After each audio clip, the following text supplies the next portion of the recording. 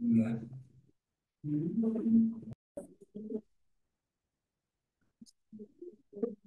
सबसे पहले मुझे ये बताओ, कल का क्वेश्चन रिवाइज किया जो हमने किया था? और केस सिनेरियो वाला कंप्लीट किया कि नहीं किया? कोई होमवर्क नहीं दिया था मैंने, तो वो कंप्लीट हो गया था, आंसर चेक कर लिया था। और तुम्हारे पास सबका क्लास प्लस का एक्सेस तो है ना, ऐप का? आरएमएस की ऐप का एक्सेस है आपके पास? उसमें मैंने सारे आपके past year papers, RTP MTP, वहां पे मैंने स्टडी मटेरियल के अंदर डाले हुए हैं टैब में। तो आप उनको एक्सेस कर सकते हो, कर लेना जब भी जरूरत पड़े तो। और कल मेरे को शेरी ने आंसर भेजा था, जो वो वाला नहीं था, टेस्को साइकिल्स वाला। तो किसी स्टूडेंट का सजेस्टेड आंसर उसने जो लिखा था एग्जाम में, उसने सेफ्टी स्टॉक दोनों जगह कंसिडर किया था, तो इंस्टीट्यूट ने पूरे मार्क्स दिए थे। आई डोंट नो उन्होंने सजेस्टेड आंसर जो यहाँ पे दिया हुआ अपने पोर्टल पे, वहां पे उन्होंने सेफ्टी स्टॉक को कंसिडर क्यों नहीं किया? लेकिन अगर स्टूडेंट ने सेफ्टी स्टॉक को कंसिडर करके कैरिंग कॉस्ट निकाली थी, तो इंस्टीट्यूट ने ठीक दिए हुए हैं मार्क्स, या एग्जामिनर ने ठीक किया हुआ है। राइट, तो जो हमने कल लॉजिक यूज किया था वो ठीक है। बस वो वाला एक है जो कि मेरे को खुद कंसेप्चुअली नहीं समझ आ रहा, कि जब हम मैक्सिमम स्टॉक लेवल ही 6,000 मेंटेन कर रहे हैं, तो फिर हम एवरेज इन्वेंट्री क्यों ज्यादा यूनिट्स की ले रहे हैं जो हम ऑर्डर कर रहे हैं? तो वह उसको छोड़ के बाकी सब कंसेप्चुअली ठीक है। चलो स्टार्ट करते हैं। हमने कल एक नया कंसेप्ट स्टार्ट किया था, कौन सा? एबीसी। एबीसी क्या है? डिस्क्रिमिनेटिंग कंट्रोल है। क्या आप डिस्क्रिमिनेट कर सकते हो रॉ मटेरियल को? रॉ मटेरियल को करना अलाउड है, इंसान को करना चाहिए डिस्क्रिमिनेट? नहीं, इंसान को कभी मत करना। राइट, तो इसमें मैंने आपको बताया था कि जो हम एबीसी एनालिसिस करते हैं, थ्री कैटेगरीज में अपने रॉ मटेरियल को हम कैटेगराइज कर देते हैं। ए ए है हाई इन वैल्यू लेकिन लो इन क्वांटिटी। बी है वैल्यू और क्वांटिटी ऑलमोस्ट बराबर होती है, बीच में आती है। सी है हाई लो इन वैल्यू लेकिन क्वांटिटी बहुत ज्यादा है। राइट, तो इसका एग्जांपल मैंने लिया था, जैसे कार है, अगर टाटा का शोरूम है, आपके पास अगर एक जैगवार है, उसकी वैल्यू 70 लाख है, तो देखो आपका कितना बना, एक जैगवार की क्वांटिटी परसेंटेज कितनी बनी, टोटल कार्स कितनी खड़ी है आपकी शोरूम में? 1, 2 और 7, टोटल 10 होगी। 10 कार्स खड़ी है, और 1 आउट ऑफ 10 कार कितना परसेंटेज हुआ जैगवार का? क्वांटिटी में 10% हुआ, हुआ कि नहीं हुआ? और वैल्यू में बताओ कितना हुआ? 70 लाख की वैल्यू है जैगवार की, टोटल जो कार्स की वैल्यू हुआ है 1 CR है, 100 लैक्स है। तो 70 लाख 100 करोड़ का कितना परसेंट हुआ? 70%।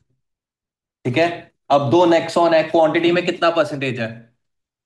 दो कार्स आउट ऑफ टोटल जो 10 शोरूम में खड़ी है कार्स, तो परसेंटेज में कितना है क्वांटिटी में? 20%। और वैल्यू में 20%। ठीक है। एंड नैनोस 7 है क्वांटिटी में आउट ऑफ 10, तो परसेंटेज कितना हुआ? 70%।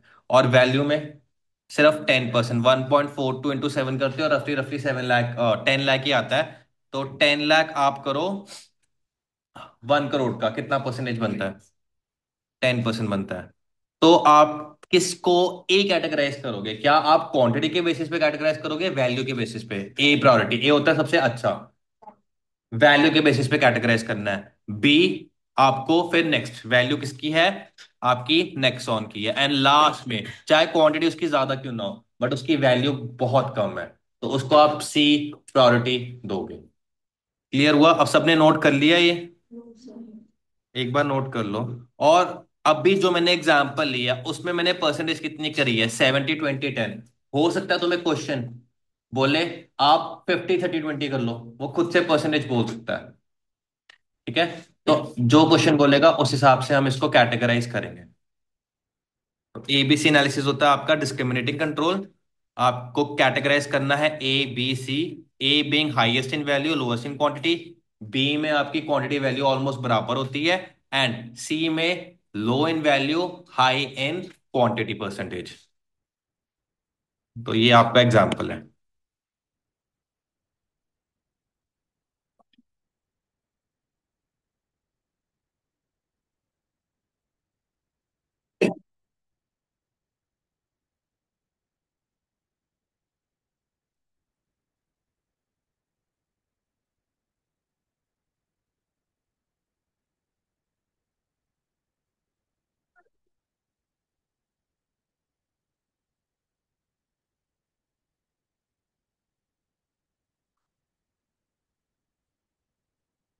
अब तुम्हारे घर में ज्वेलरी पड़ी है और तुम्हारे घर में राशन पड़ा हुआ है, किसको लॉकर में रखोगे? ज्वेलरी को रखोगे। तो देखो, अब इतना जो महंगी चीज है वो क्या करेगा बंटी? इंश्योर करेगा कि उसको प्रोटेक्ट करना है, आग लग जाए या उसको थोड़ा सिक्योर्ड एरिया में रखेगा उसको।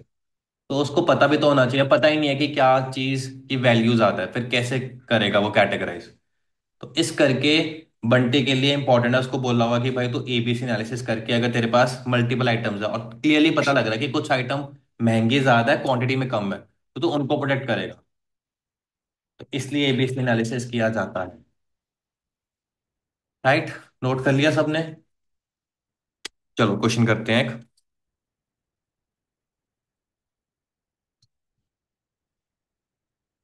क्वेश्चन नंबर 77 पे आ जाओ।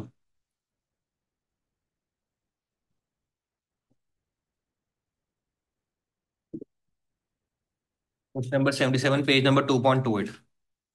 From the following details draw a plan of EBC selective control.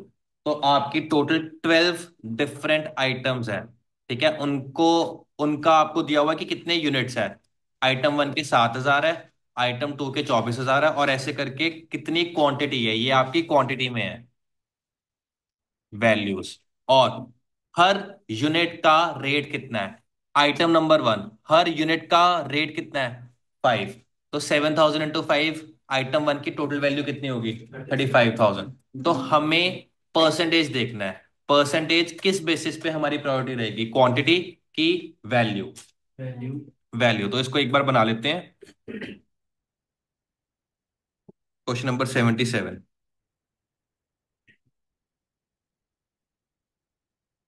तो आपके अराउंड 8 कॉलम्स बनेंगे, तो एक बार स्पेस एलोकेशन देख लो, फिर उसके बाद ही नोट करना। सबसे पहले आइटम नंबर, उसके बाद आपका यूनिट्स, नंबर ऑफ यूनिट्स, फिर यूनिट्स की परसेंटेज, यूनिट्स और यूनिट्स की परसेंटेज। फिर आपको क्या करना है, वैल्यू पे लेके जाना है ना। तो यूनिट्स को किससे मल्टीप्लाई करोगे? यूनिट प्राइस से। जो भी यूनिट प्राइस होगी, फिर इसको आप यूनिट्स और यूनिट प्राइस को मल्टीप्लाई करके क्या आएगा आपके पास? Total value. फिर टोटल वैल्यू का आप परसेंटेज बनाओगे, तो आपका वैल्यू का परसेंटेज बन जाएगा। एंड लास्ट में कैटेगराइज करोगे उसको, ए, बी या सी। तो कितने कॉलम बने? 1, 2, 3, 4, 5, 6, 7। 7 कॉलम बनाने हैं आपको। तो आपका वैल्यू का थोड़ा सा ज्यादा बनाना, क्योंकि यहाँ पे आपकी अमाउंट्स आएंगी।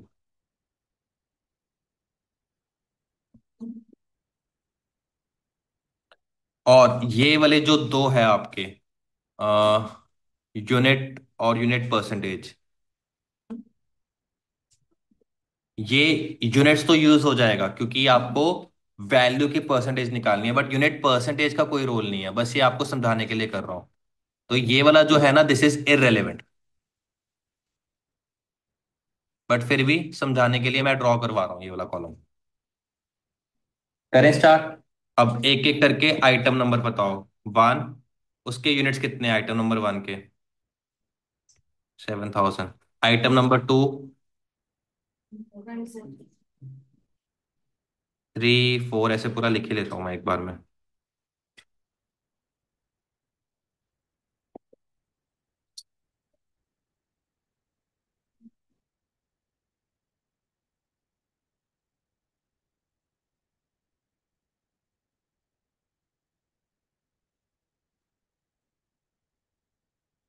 9, 10, 11 and 12। Okay. Item number three की मेरे को क्वांटिटी बताना कितनी है यूनिट्स? 1,500। फिर आइटम नंबर फोर, 5, 6, 7। अब इसमें देखो, एक चीज का ध्यान देना कि आपको अमाउंट्स लिखनी है, इसमें गलती मत करना कि क्वेश्चन से नोट करते वक्त एक जीरो ज्यादा कर दी। एक जीरो कम ज्यादा मतलब तुम्हारा भी एक जीरो फिर बढ़ कम हो जाएगा। जैसे 10 मार्क्स आने हो तो फिर आपको पता ही है, पूरा क्वेश्चन गलत कर देगा वो एग्जामिनर। तो बहुत ध्यान से नोट करना। Item number 8, item number 9, item number 10, item number 11 and item number 12 4,100। तो मुझे जल्दी से बताओ टोटल क्वांटिटी कितनी बनी। 2,19,000। चेक भी कर लेना बाकी स्टूडेंट्स। 2,19,000। राइट। अब percentage item number one quantity में परसेंट कितनी बनेगी। 7,000 डिवाइडेड बाय 2,19,000 इन 200। कितना percent. Up to two decimal basis बताना मुझे। 8.3.19।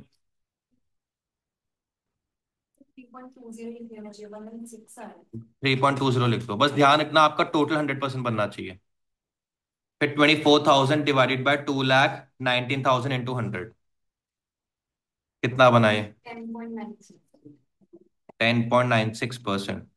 फिर उसके बाद 1,500 डिवाइडेड बाय 2,19,000। 0.6%। 0.68%। फिर उसके बाद 600 की परसेंटेज बताओ। 0.27%। 38,000 की।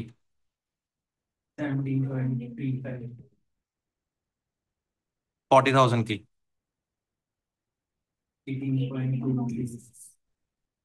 60,000 की। अराउंड 27 बनना चाहिए। सबको अपर राउंड ऑफ करोगे तो एक जगह आके कम भी करना पड़ेगा, वो ध्यान रखना। 3,000। अब इसको करने की जरूरत है 300 को। नहीं। जो कर रहा है वो फिर मैथमेटिक्स का रूल नहीं जानता कि एक डेसिमल प्लेस आप इधर कर दो अगर एक जीरो में फर्क आ रहा है। ओके 29,000। उसके बाद 11,500। कितना। एंड 4,100। ये बताना 4,100। 1.88। टोटल 100% बनना चाहिए। अगर नहीं बन रहा तो 100.01 या 02 कुछ बन रहा होगा क्योंकि आपने अपर राउंड ऑफ करे हैं सारे। 1.87 कर रहा हूँ इसको मैं।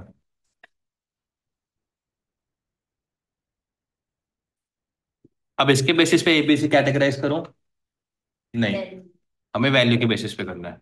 अब unit price item number one. एक आइटम कितने का आता है। 5। तो टोटल वैल्यू कितनी होगी 35,000। ठीक है। आइटम नंबर टू एक यूनिट कितने का आता है। तो ये हो गया 72,000। फिर item number three unit price 10। तो ये 15,000 आ गया। फिर आइटम नंबर फोर कितना है। 22। तो 22 × 600। 13,200। फिर 38,000 आइटम नंबर फाइव। मल्टीप्लाई करके बताओ। 57,000। उसके बाद 40,000 वाली आइटम 20,000। उसके बाद 0.2 ये वो 12,000। उसके बाद 3,000 वाली आइटम 3.5। 10,500। फिर उसके बाद 2,400। फिर 29,000। 0.4 करना मल्टीप्लाई है।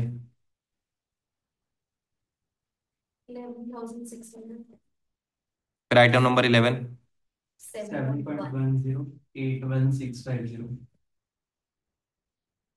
फिर आइटम नंबर 12।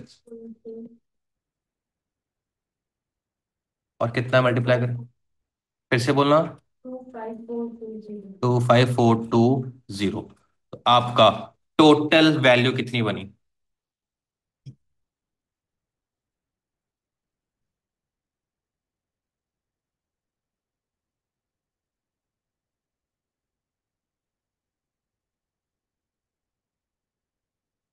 टोटल वैल्यू करो।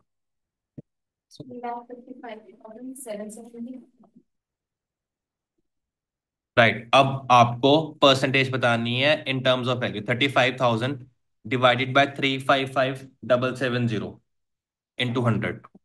तो आइटम नंबर वन की वैल्यू में परसेंटेज कितनी आ रही है। 9.84। फिर उसके बाद item number two 20.24%। Then right, उसके बाद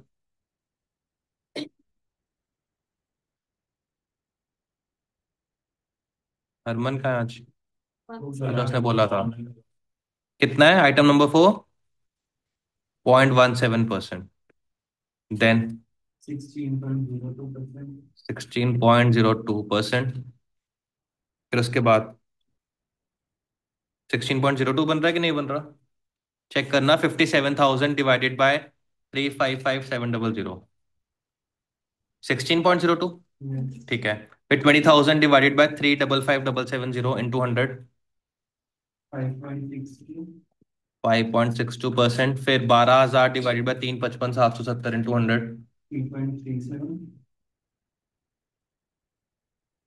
फिर उसके बाद 2.95।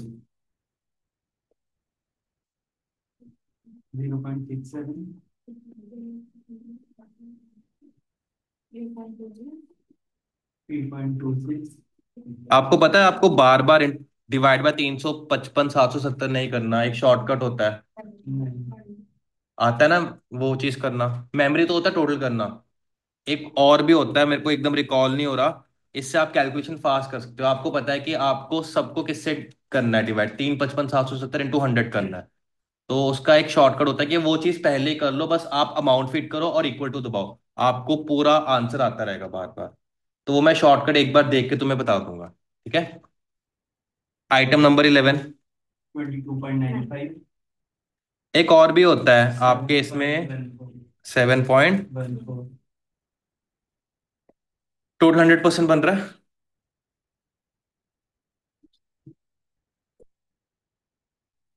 एक आपके कैलकुलेटर में एमयू भी होता है, मार्कअप, कभी पता है क्या है? दो बार डिवाइड क्लिक करोगे। हाँ, मैं एक बार चेक करूंगा। मेरे को या तो दिखा देना अभी। एक आपके कैलकुलेटर पे एमयू बटन भी होता है, पता है किस यूज के लिए है वो मार्कअप? 96 कुछ बनता है। 96 तो नहीं बनना चाहिए, 100 बनना चाहिए। तो कहीं गलत बताया तुमने मुझे। चेक करो। और गलत लगा है 4 पॉइंट। फोर्थ पे चेक करो तेरा, हाँ ये गलत है। 13,200 डिवाइड बाय 355,770 इंटू 100। 4.17 आना चाहिए। 3.71। ओके। अब इसको ठीक कर लो। टोटल 100% बन रहा है।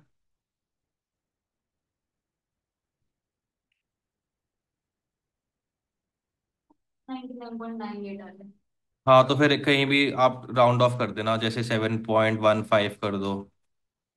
और कहीं भी 2.96 कर दो, ऐसे कर दो, कोई इशू नहीं है। किसी ने इतना डिटेल में चेक नहीं करना, उसने कैटेगराइज देखना है। तो यहाँ पे आपका 100% बनना चाहिए। राइट। अब कैटेगराइज करें इसको।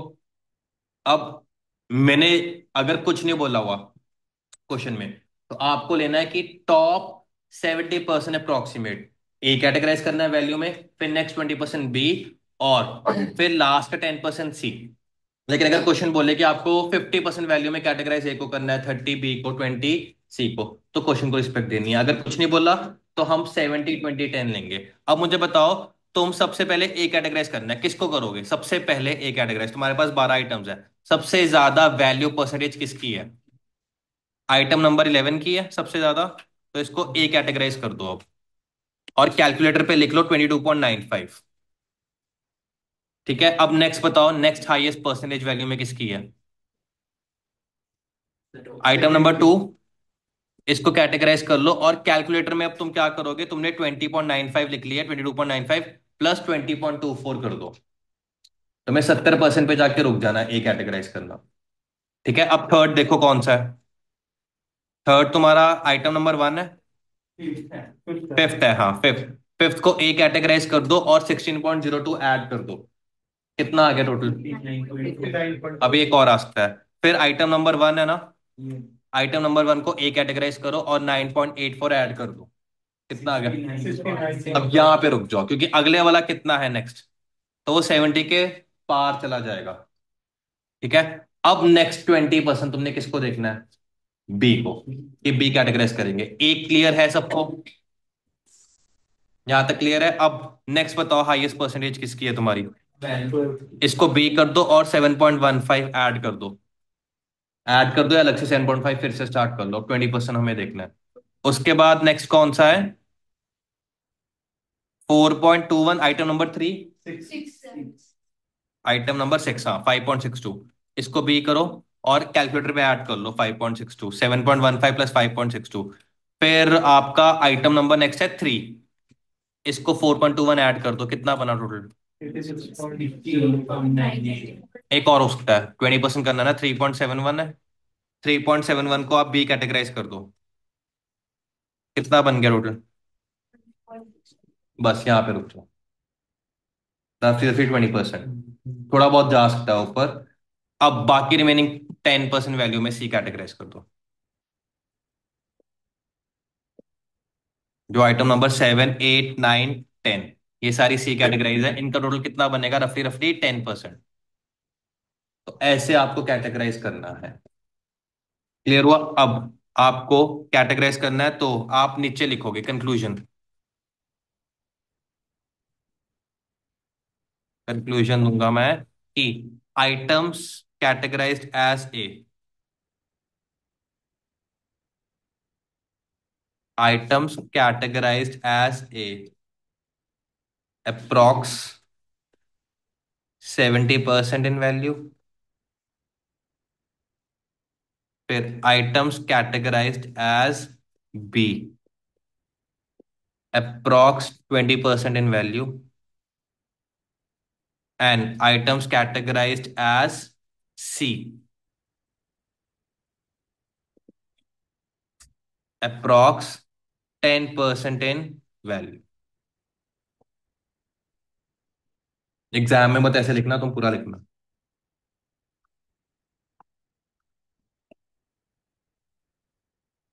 अब मैं तुम्हें बताता हूँ हमने कितना ईओक्यू का क्वेश्चन किया।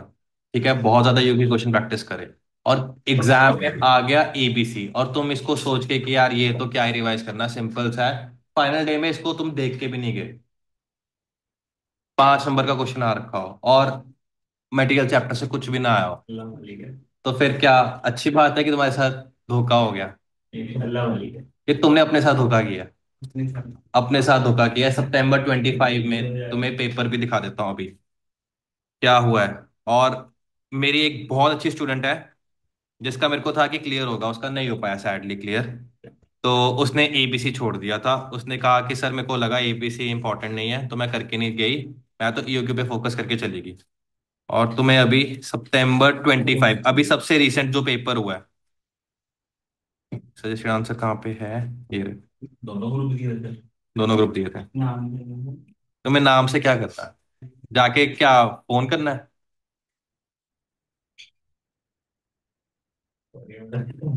एक बार नीरज का ना मैंने पेपर ग्रुप में भेज दिया, मेरे साथ औखा ही हो गया कि सर आपने मेरे सारे मार्क्स बता दिए सारे बच्चों को। बोला था कि नहीं? उस टाइम क्या हुआ था फिर? बोल बोल बोल। ओके, बोल बोल बोल। ये देखो, टीएस लिमिटेड, ये आपका होमवर्क है। September 25 का question 5A। TS Limited is suffering from material deterioration and finds that their valuable stocks are not properly stored। तो कंपनी फर्निश आपको फॉलोइंग इन्फॉर्मेशन कर रहा है। मटेरियल नेम आपको ABCDEFGHM आगे लगाया हुआ उसने, ठीक है। उसका यूनिट्स, उसकी टोटल कॉस्ट या वैल्यू गिवन है, ठीक है। और स्टोर की आर्ग्यूज कि उसने तो प्रॉपर केयर लिया इन storing the 3 types of material named MA, MB and MC। अब ये वाले आप देखो, MA, MB और MC, क्या उसने वैल्यू के बेसिस पे करा है कि क्वांटिटी के बेसिस पे कर दिया गधे ने? क्वांटिटी के बेसिस पे कैटेगराइज किया हुआ है कि हाँ मैंने इनको तो बहुत अच्छे से ध्यान रखा, देखो क्वांटिटी ज्यादा है, जो मैं तुम्हें कह रहा था। एग्जाम्पल उसने किसको बचाया? नैनो को बचाने लग गया बेचारा, नहीं पता उसने, एबीसी नहीं पढ़ा था उसने। लेकिन किसको करना चाहिए था उसको? MF, MG और MH, राइट। तो इनको तो उसने स्टोर कर दिया प्रॉपर्ली क्योंकि बल्क क्वांटिटी में थे, और वो आर्ग्यू कर रहा है कि यार एम जी और एम एच की तो यार थोड़ी ही यूनिट्स थे, तो हो गए डिटोरिएट गलत वेदर की वजह से, बैड वेदर की वजह से, तो क्या ही हो गया, क्यों औखा हो रहा है, ऐसे बोल रहा था वो। अब management of TS limited wants to get him aware about the value of different items, तो कह रहे हैं भैया तो वैल्यू के बेसिस पे कैटेगराइज कर, और रैंक कैसे करना है। 50,000 एंड अबव को ए कैटेगराइज करना है, सिलेक्टिव कंट्रोल, डिस्क्रिमिनेटिंग कंट्रोल भी बोलते हैं इसको, सिलेक्टिव कंट्रोल भी बोलते हैं। 15,000 टू 50,000 बी कैटेगराइज, और बिलो 15,000। अब यहाँ पे देखो 15 रुपीज मत कर देना, अब पता है कि ये बीच में कॉमा आना चाहिए, एग्जाम का पेपर है, फिर भी अगर इंस्टीट्यूट ने कर दिया, तुम वहां पे जाके कि हाँ ये तो गलत है, मैं नहीं करूंगा। इन्होंने यहाँ पे फुल स्टॉप लिखा हुआ है, डेसिमल मतलब डेसिमल किया हुआ है, इन्होंने कॉमा नहीं किया, पता लग रहा है कॉमा है, वो 15,000 से नीचे है, उनको सी कैटेगराइज करना है। और जो मेरी स्टूडेंट है उसने पता क्या आंसर किया इसको, उसने कहा कि सीधा बस इनको इनको सी लिख दिया, 1,08,89,400, नहीं सॉरी, इनको ए कर दिया। फिर बी किसको करा, एम डी और एम ई को, और 15,000 से कम है एम ए एम बी और एम सी, इनको ए कैटेगराइज कर दिया, 0 नंबर मिला उसको। क्या ऐसे करना है कि पहले परसेंटेज निकालनी पड़ेगी, पहले परसेंटेज निकालनी पड़ेगी, चाहे आंसर फिर भी सेम आ रहा हो, बट फिर भी परसेंटेज निकाल के देना था। मैं तुम्हें दिखा भी देता हूँ अभी, एक सेकंड, पहले स्क्रीन शेयर हटा दूं ताकि तुम्हें स्टूडेंट का वो ना पता लगे ना। नीरज ज्यादा ही काला मेरे नाम से करना।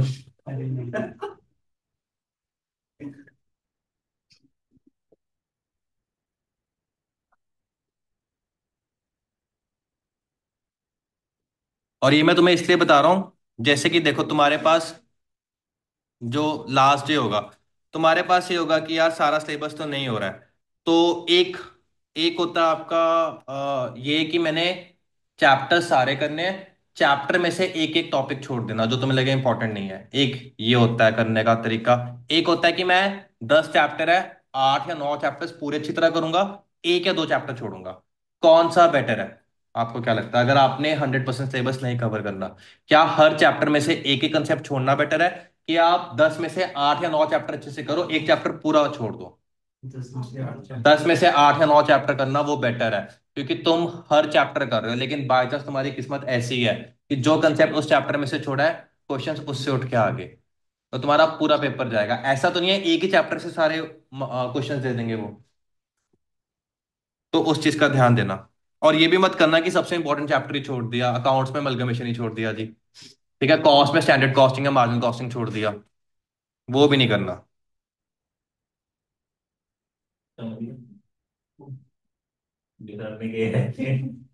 कंपनी लॉ ही छोड़ दिया, बस क्या किया, एलएलपी, स्टैट्यूट, इंटरप्रिटेशन, हाँ बस ये फेमा फूमा कर लिया, बस कंपनी लॉ छोड़ दिया, बस कंपनी लॉ क्या ही करना है,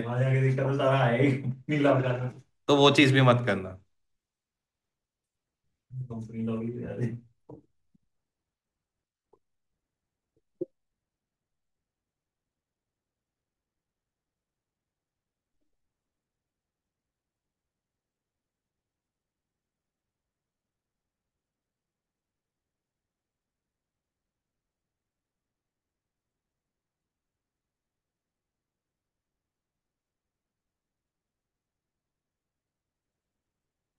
ऑनलाइन सबको क्लियर हो गया, थम्स अप करो जल्दी से। क्वेश्चन नंबर कौन सा था, 77 था ना, राइट। 2 सेकंड दो मुझे।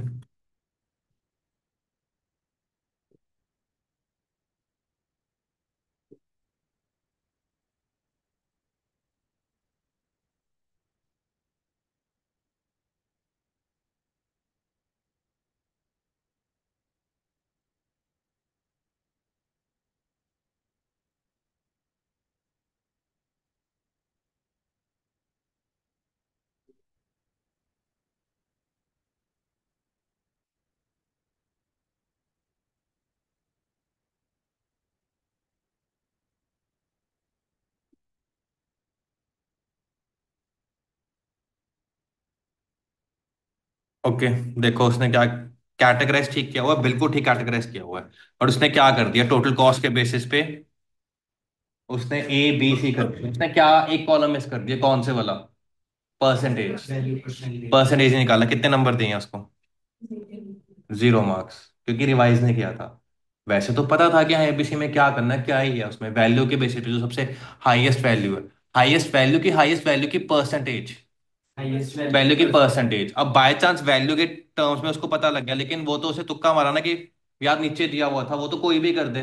बस एक कॉलम की वजह से उसके सारे मार्क्स लूज हो गए, जो उसने परसेंटेज नहीं निकाला, कॉस्ट का टोटल किया और कॉस्ट का फिर परसेंटेज टर्म्स में हर आइटम का ऐसे करना था। तो मैं सजेस्टेड आंसर भी दिखा देता हूँ इसका अब।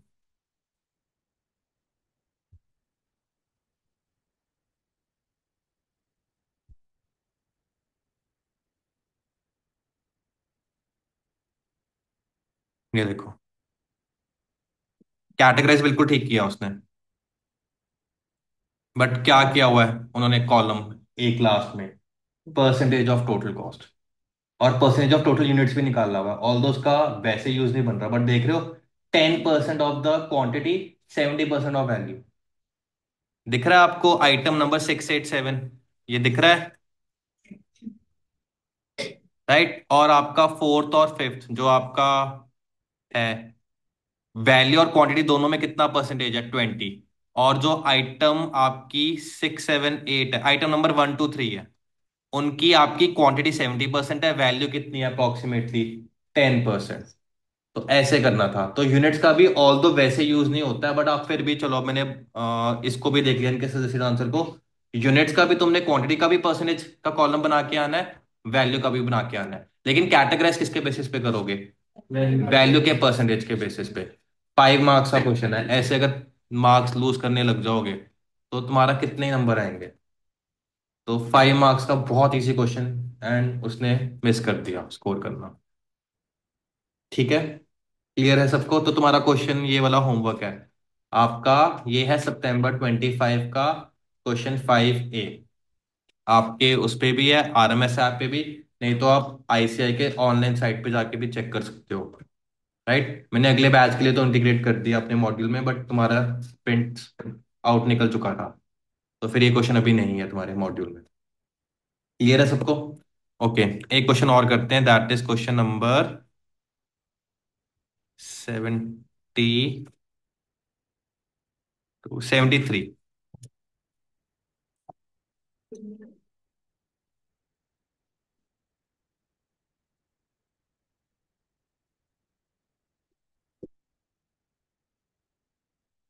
स्टडी मैट्स है सबके पास, किसी के पास स्टडी मैट ना हो,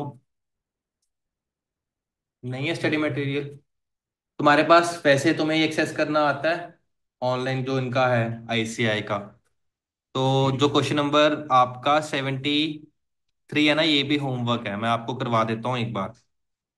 अ factory uses 4,000 varieties of inventory in terms of inventory holding and inventory usage, following information is compiled.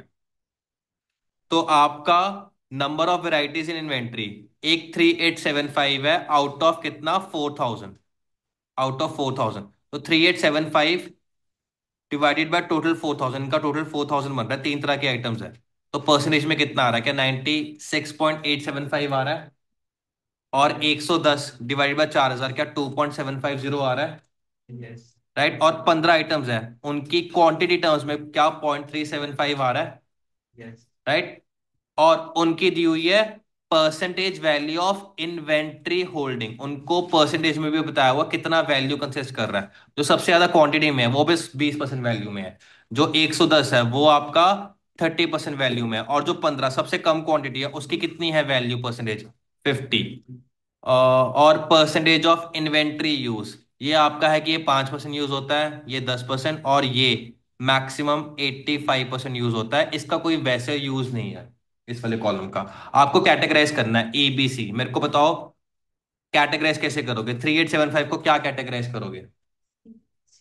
ये आ गया सी, 110 को और 15 को ए, ऐसे कैटेगराइज करना है, तो क्लासिफाई करना है और आपको एनालिसिस भी देना है। तो ये थ्योरी क्वेश्चन है आपका। तो इसका मैं आंसर आपको स्टडी मैट में दिखा देता हूँ, नोट करो।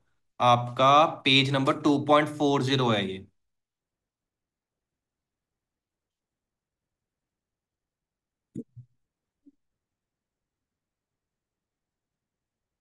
Material chapter page 2.40। एक सेकंड मेरे को चेक करने दो। 40 था 2 पॉइंट, ये रहा। ये तो मैंने करवा दिया क्वेश्चन, ठीक है। अ, ये रहा। इलस्ट्रेशन नंबर 9 है। और इसने देखो कैटेगराइज कर दी है और थ्योरी लिखी हुई है कि जो 15 नंबर ऑफ वेराइटीज है उनको क्या क्लासिफाई किया था आपने, ए कैटेगराइज किया था ना। उसका रीजन क्या है? क्वांटिटी में कितना परसेंटेज है? 0.375। और वैल्यू में कितना है? 50%। इसी को बस लाइन में उसने लिख दिया कि हाँ कि 0.375 क्वांटिटी में है, जो कि सबसे मिनिमम है। और वैल्यू में 50% है, जो कि सबसे मैक्सिमम है। और कंजम्पशन भी सबसे ज्यादा इसी की होती है, 85%। जो हमारा फिनिश प्रोडक्ट बनता है 85% ये वाली आइटम लगती है। तो इसकी कैटेगरी क्या दी थी उसने? ए। फिर सेकंड वाली की बी की, दोनों के बीच में है। और जो सबसे सी कैटेगराइज किया उसमें बोला क्वांटिटी सबसे ज्यादा है, वैल्यू सबसे कम है, और एंड प्रोडक्ट में सबसे मिनिमम होता है। तो ये आपकी थ्योरी होमवर्क है, रीजनिंग। कर लोगे ये मैनेज? ABC done. अब तुम्हें लगेगा कि ये आधे घंटे में हो गया, इंपॉर्टेंट नहीं है, बट देख लिया तुमने September 25 में, फिर भी आ गया। चलो, नया कंसेप्ट करते हैं। एबीसी सबको क्लियर है?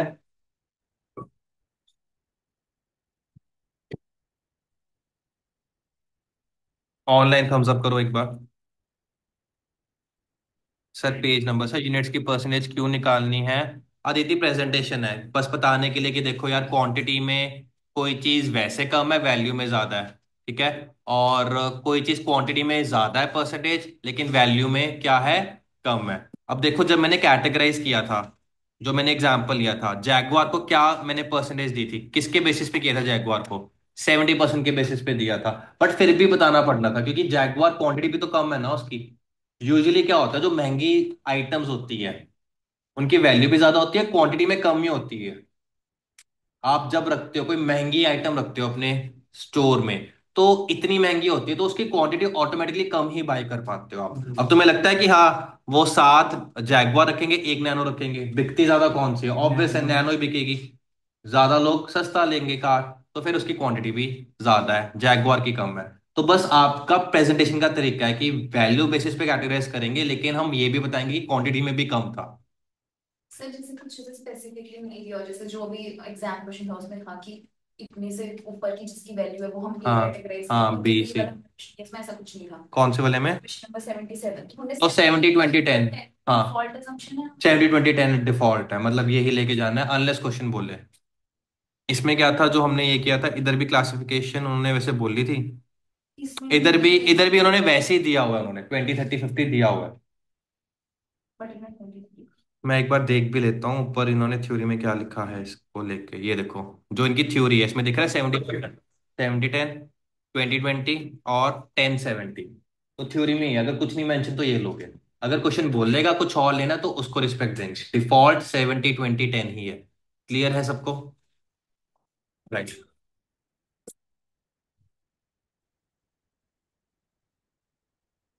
ओके, नया concept.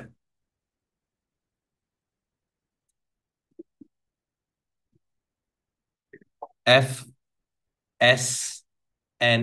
Analysis. FSN analysis. F stands for fast moving, S stands for slow moving, and N stands for non moving.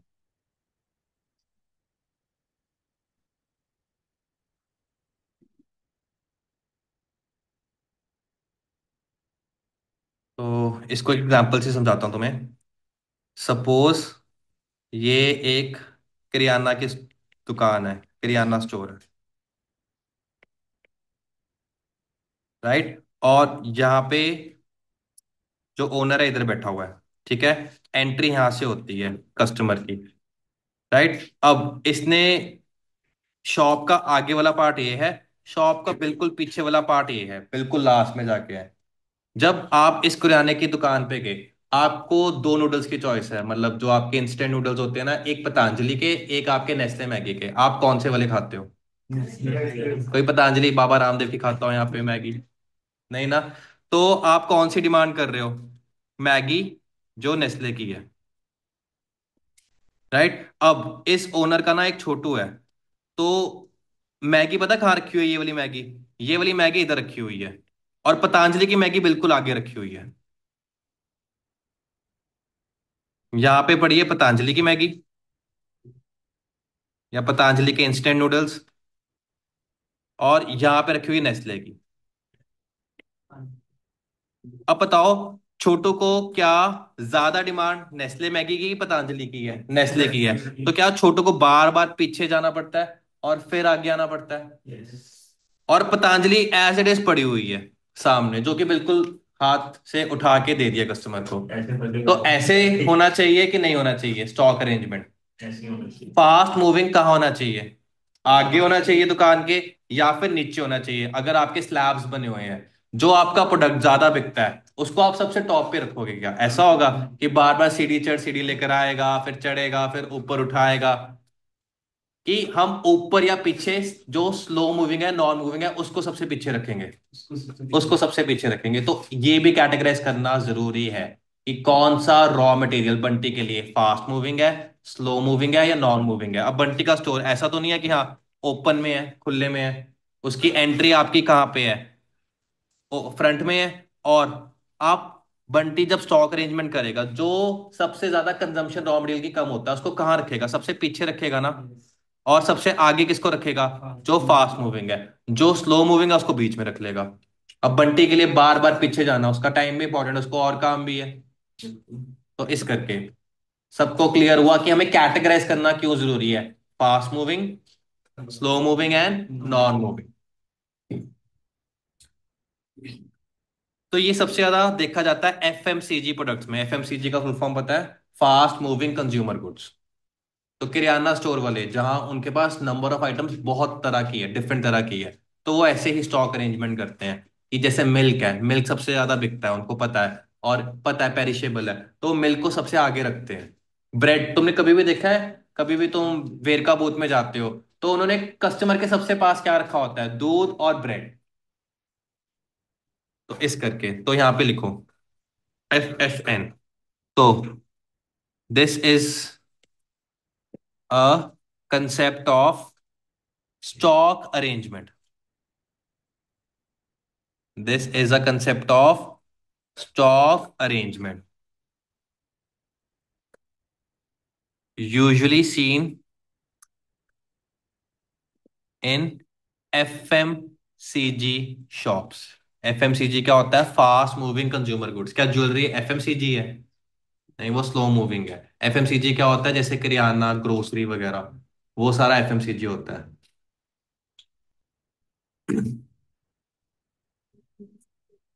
तो क्वेश्चन ये है, how to calculate, how to calculate, क्या हो गया Aditya? How to calculate FSN for raw material. Bunty किसका कर रहा है यहाँ पे? रॉ मटेरियल का कैटेगराइज कर रहा है। तो इसका आंसर है, this is done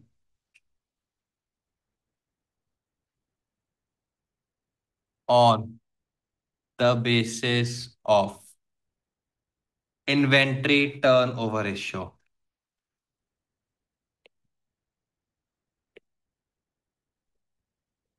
inventory turn over ratio, this is done on the basis of inventory turn over ratio. Inventory turnover का मतलब क्या हुआ? कि बंटी का जो एवरेज स्टॉक है, वो कितनी जल्दी टर्नओवर हो रहा है उसका, कितने टाइम्स टर्नओवर उसका हो रहा है, that is called inventory turnover ratio. तो इन्वेंट्री टर्नओवर रेशियो का फॉर्मूला लिखते हैं।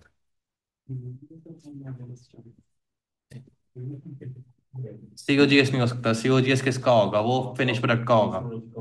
Cost of goods sold. तो फाइनेंस में जब कराया था तब हम जो आइटम बन चुकी थी उसका देख रहे थे। यहाँ पे हम किसका देख रहे हैं? रॉ मटेरियल का। तो ध्यान से, ये हमने वर्किंग कैपिटल में किया हुआ है। तो यहाँ पे इन्वेंट्री टर्नओवर रेशियो निकालेंगे। तो इन्वेंट्री टर्नओवर रेशियो किस चीज का? जो बंटी का एवरेज स्टॉक है। तो आपका डिनोमिनेटर में क्या आएगा? Cost of average stock. Right. अब ये कितनी बार इसका टर्नओवर हो रहा है एवरेज स्टॉक का? That is called inventory turnover ratio. तो इसका न्यूमरेटर में है जो स्टॉक गया, जो स्टॉक गया स्टोर से।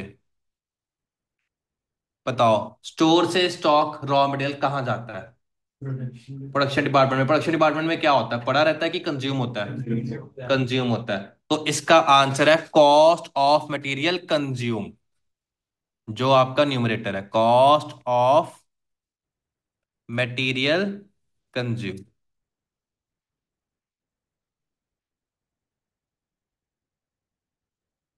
तो आपको दो चीजें चाहिए इसमें, आपको कॉस्ट ऑफ मटेरियल कंज्यूम चाहिए, कॉस्ट ऑफ एवरेज स्टॉक चाहिए।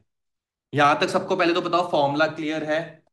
राइट। अब मैं इसको दो पार्ट्स में डिवाइड कर रहा हूं। पहले हमें निकालना है कॉस्ट ऑफ मटेरियल कंज्यूम, एक ये निकालना है अपने को, और एक क्या निकालना है? Average stock.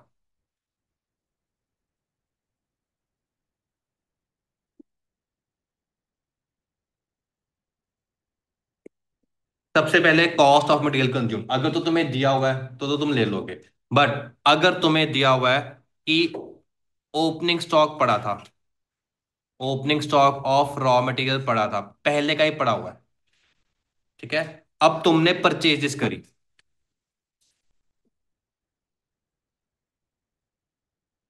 Purchases of raw material करी, तो तुम्हारे पास टोटल ओपनिंग जो पिछला है और जो तुमने इस पीरियड में बाय किया, तुम्हारे पास इकट्ठा हो गया, जो तुमने कंजम्पशन के लिए यूज करना है ना? अब क्या जरूरी है कि सारा ही कंज्यूम हुआ हो इस पीरियड में? तो कुछ होता है कि क्लोजिंग स्टॉक हमने आगे के लिए रखा हो, तो कंज्यूम कितना हुआ है? Less closing stock of raw material, जो पड़ा हुआ, जो कंज्यूम ही नहीं हुआ, अगले पीरियड में जाएगा, तो minus closing stock of raw material, ये लेस कर दोगे। तो बैलेंस क्या आएगा आपका? That will be your cost of material consume.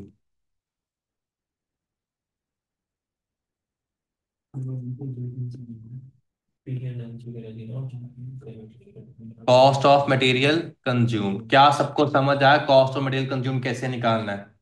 अब पता वो क्या कर सकता क्वेश्चन में, तुम्हें निकालना है इन्वेंट्री का टर्नओवर रेशियो। तुम्हें ओपनिंग स्टॉक भी दे रहा है रॉ मटेरियल का, क्लोजिंग स्टॉक भी दे रहा है, और कॉस्ट ऑफ मटेरियल कंज्यूम भी दे रहा है। क्या तुम परचेजेस निकालने का कोई यूज है इसमें, इस फॉर्मूला में? नहीं। और तुम्हें होगा कि हाँ उसने ओपनिंग क्लोजिंग स्टॉक भी दिया, उसको भी यूज करना है। कई बार ऐसा भी कर सकता है जान के कंफ्यूज करने के लिए, वो आपको ज्यादा अननेसेसरी इन्फॉर्मेशन दे। ऑल्दो ओपनिंग क्लोजिंग स्टॉक तो चलो यूज होना ही है, क्योंकि एवरेज स्टॉक उसी से आएगा। एवरेज स्टॉक का फॉर्मूला क्या होता है आपका? Opening plus closing divide by two. जब हम ईओक्यू करते थे, एवरेज स्टॉक या एवरेज इन्वेंटरी निकालते थे ओ क्यू बाय टू, उसमें इसलिए करते थे क्योंकि हमारा कुछ स्टॉक बचता ही नहीं था, जितना मंगवाया उतना ही कंज्यूम हो जाता था। तब मैं क्या करता था, एवरेज इन्वेंट्री, ना ओपनिंग ना क्लोजिंग, जितना ऑर्डर किया उतना ही उसी पीरियड में यूज हो गया। वहां पे ये assumption थी ना कि कोई स्टॉक हम रखेंगे नहीं।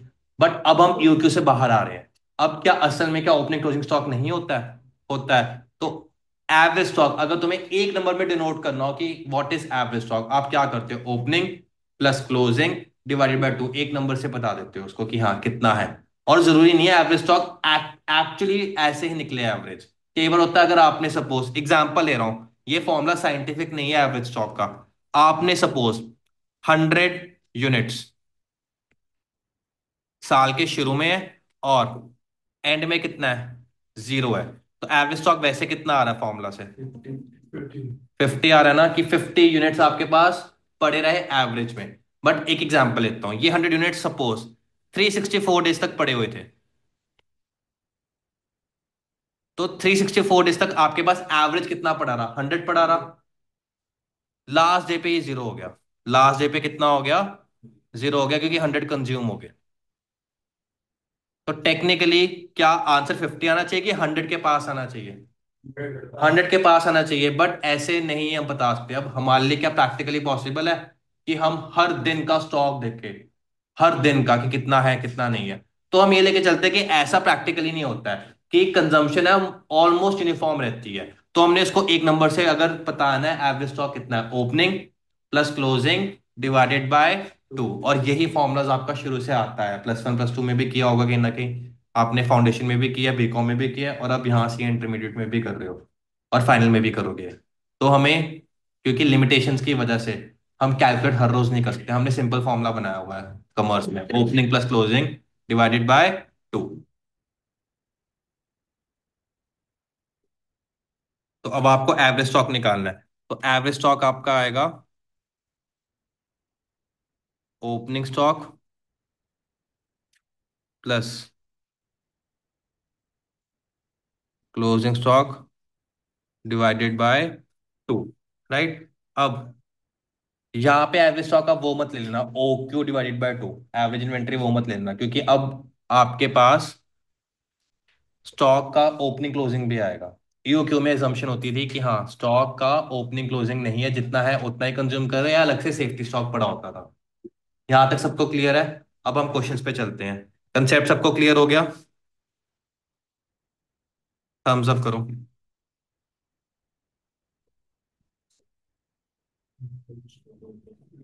राइट। अच्छा, एक और फॉर्मूला भी है, एक और है, हाँ। ये इन्वेंट्री टर्नओवर का हो गया। फिर एक होता है इन्वेंट्री होल्डिंग पीरियड।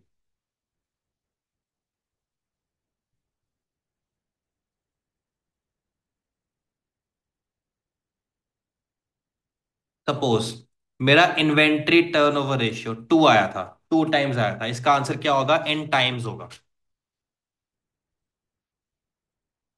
मतलब लेट से कॉस्ट ऑफ मटेरियल कंज्यूम कितना है? 3,60,000 है, एज्यूम करते हैं। कॉस्ट ऑफ मटेरियल कंज्यूम कितना है? ये 3,60,000 है। क्या? और एवरेज आपके पास कितना पड़ा रहता है? 180 पड़ा रहता है। तो इसका मतलब क्या है कि 180 जो एवरेज है, और पूरे साल में तुमने 3,60,000 कंज्यूम किया, तो 180 कितनी बार तुम्हारा टर्नओवर हुआ इसका? 2 बार हुआ। ये तो आ गया 2 टाइम्स टर्नओवर रेशियो। और अगर 2 टाइम्स आया पूरे साल में, तो दैट मीन्स एक टाइम को कितना पीरियड लगा घूमने में? टर्नओवर में कितना टाइम लगा उसको, कितने डेज लगे या कितने मंथ्स लगे? 182.5 या आपके 6 मंथ्स। तो आपका इन्वेंट्री टर्न ओवर तो ये हो गया 2 टाइम्स। होल्डिंग पीरियड कितना है? कि जब एक एवरेज स्टॉक है, अगर वो 2 बार घूमा है, मतलब एक एवरेज स्टॉक को आपने कितनी देर के लिए रखा, बंटी के स्टोर में कितनी देर के लिए रहा वो? दैट इज 6 मंथ्स या 182 डेज। क्लियर हुआ सबको? Inventory holding period. तो इन्वेंट्री होल्डिंग पीरियड का फॉर्मूला क्या होगा आपका? Number of days in a year, days या मंथ्स या weeks in a year, divided by आपका इन्वेंट्री टर्नओवर रेशियो।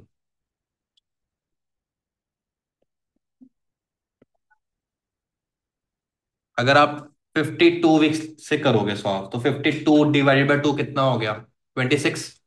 तो आपका आंसर क्या आएगा कि होल्डिंग एक एवरेज स्टॉक को कितने वीक्स तक रखा आपने? 26 वीक्स तक रखा।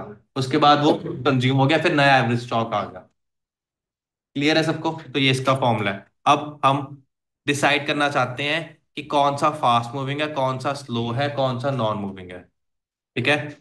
पहले बात करते हैं हम इन्वेंट्री टर्नओवर की। Inventory turnover ratio. अब इसमें मुझे बताओ, इन्वेंट्री टर्नओवर रेशियो में अगर आपका ये हाई आ रहा है या मॉडरेट आ रहा है या लो आ रहा है,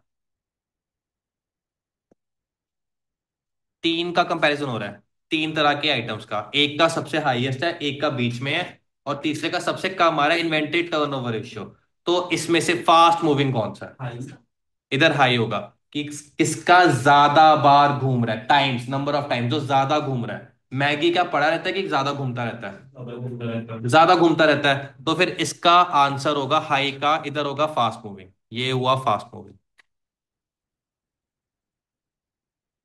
जो मॉडरेट है उसको क्या कहेंगे? स्लो मूविंग है थोड़ा। और जिसका सबसे लोएस्ट आए टर्नओवर रेशियो, उसको बोल लेंगे हम non moving.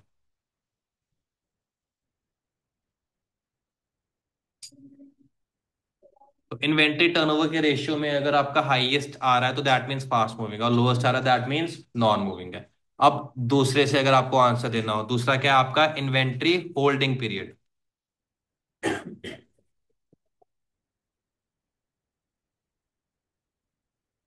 Inventory holding period, high, moderate, low. अब किसी का होल्डिंग पीरियड बहुत ज्यादा है, मतलब वो होल्ड हमने ज्यादा देर तक की है, तो वो फास्ट मूविंग है या स्लो मूविंग है या नॉन मूविंग है? वो नॉन मूविंग है। यहाँ पे उल्टा हो जाएगा।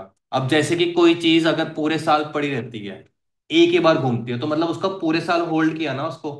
पूरे साल होल्ड करना मतलब वो पूरे साल के बाद जाके आपके स्टोर से निकल रहा है, स्टॉक से निकल रहा है, तो दैट मीन्स इट इज आपका नॉन मूविंग। यहाँ पे उल्टा हो जाएगा, high means non moving,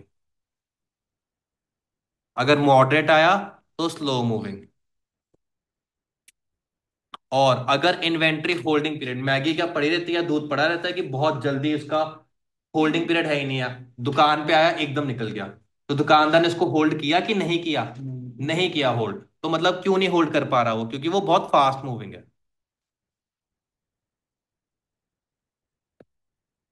I hope सबको कंसेप्ट क्लियर हो गया है। ठीक है, अब क्वेश्चंस करेंगे इसके ऊपर।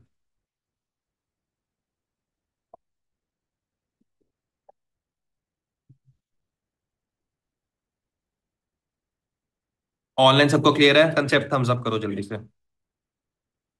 आदित्य, अक्षरा, अंजलि, गुरजोत, हरमन, पंकज, पीयूष, प्रिंस, पृथ्वी, राधिका, रिया। राइट। 74 करना है।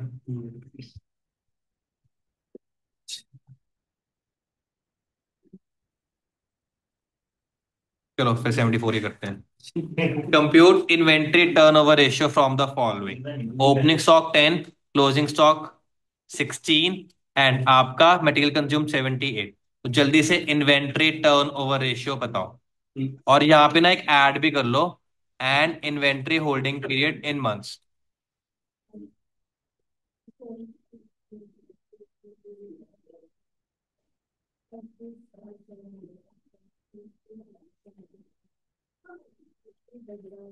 इन्वेंट्री टर्नओवर रेशियो कितना आया? सबका 6 आ गया, किसी का 6 ना आया हो?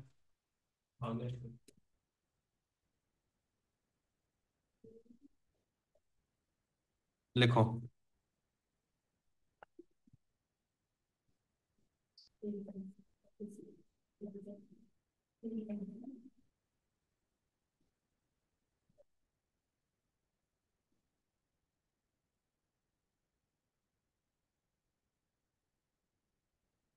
प्रेजेंटेशन ऐसे ही देनी है आपको, प्रॉपर फॉर्मूला लिखना है, फिर सॉल्व करके बताना है। तो 6 टाइम्स आ गया।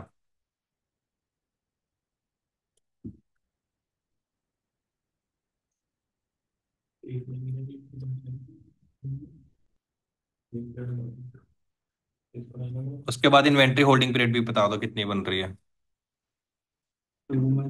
2 मंथ्स।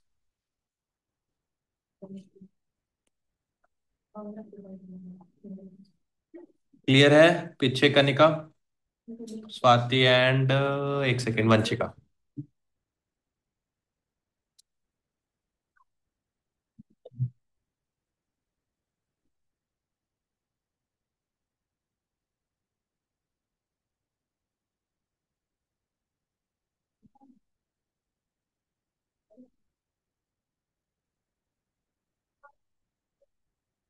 कर लिया नोट सबने?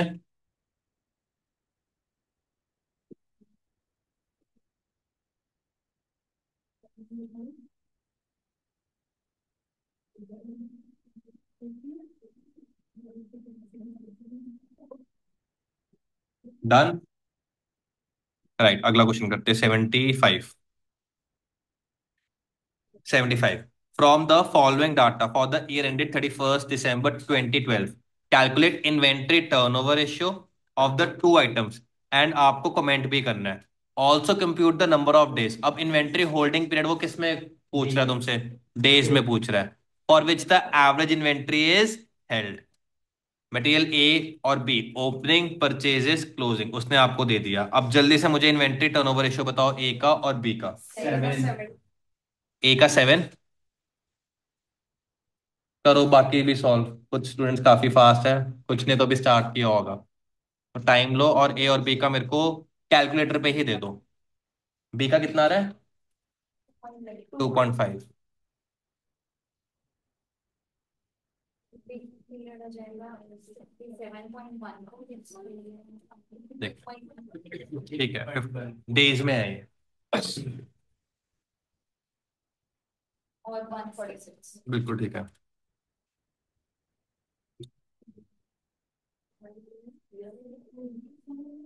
Question number 75।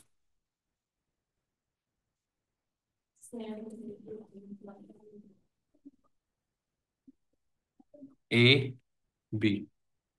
राइट, अब आपको पहला दिया हुआ ओपनिंग स्टॉक। प्रेजेंटेशन ऐसे ही करनी है। ओपनिंग स्टॉक बताओ क्या है आपका। अच्छा, इसमें देखो एक चीज है, इस क्वेश्चन में ना, आपको क्या ये बोला है यूनिट्स है रुपीज है, कि कुछ बोला ही नहीं है? बोला नहीं है तो आप भी कुछ भी मत लिखो, जैसे दिया हुआ है फिगर्स वैसे लिख दो।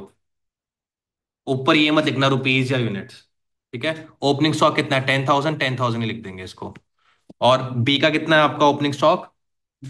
9,000। राइट। सेकंड आपको क्या दिया हुआ है? परचेजेस की कंजम्पशन दी हुई है। परचेजेस तो अपने को कंजम्पशन चाहिए होगी ना, तो ऐड करेंगे हम परचेजेस। ए का कितना है परचेजेस? और बी का? 27,000। लेस क्या करेंगे हम इसमें से? Closing stock.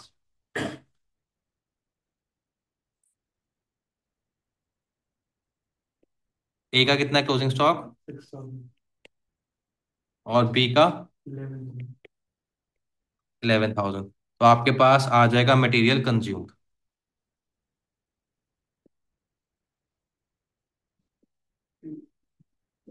58,000। और इधर 56 आएगा फिर on the 25।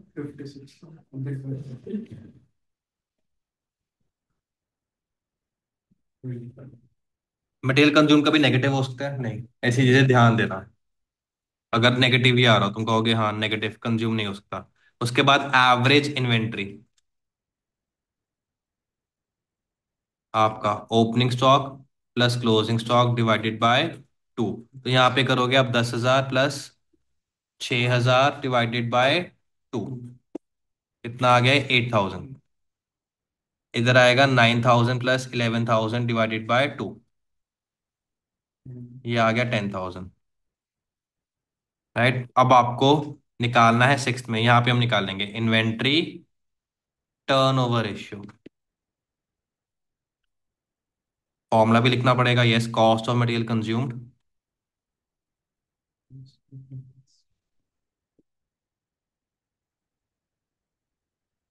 Divided by cost of average stock.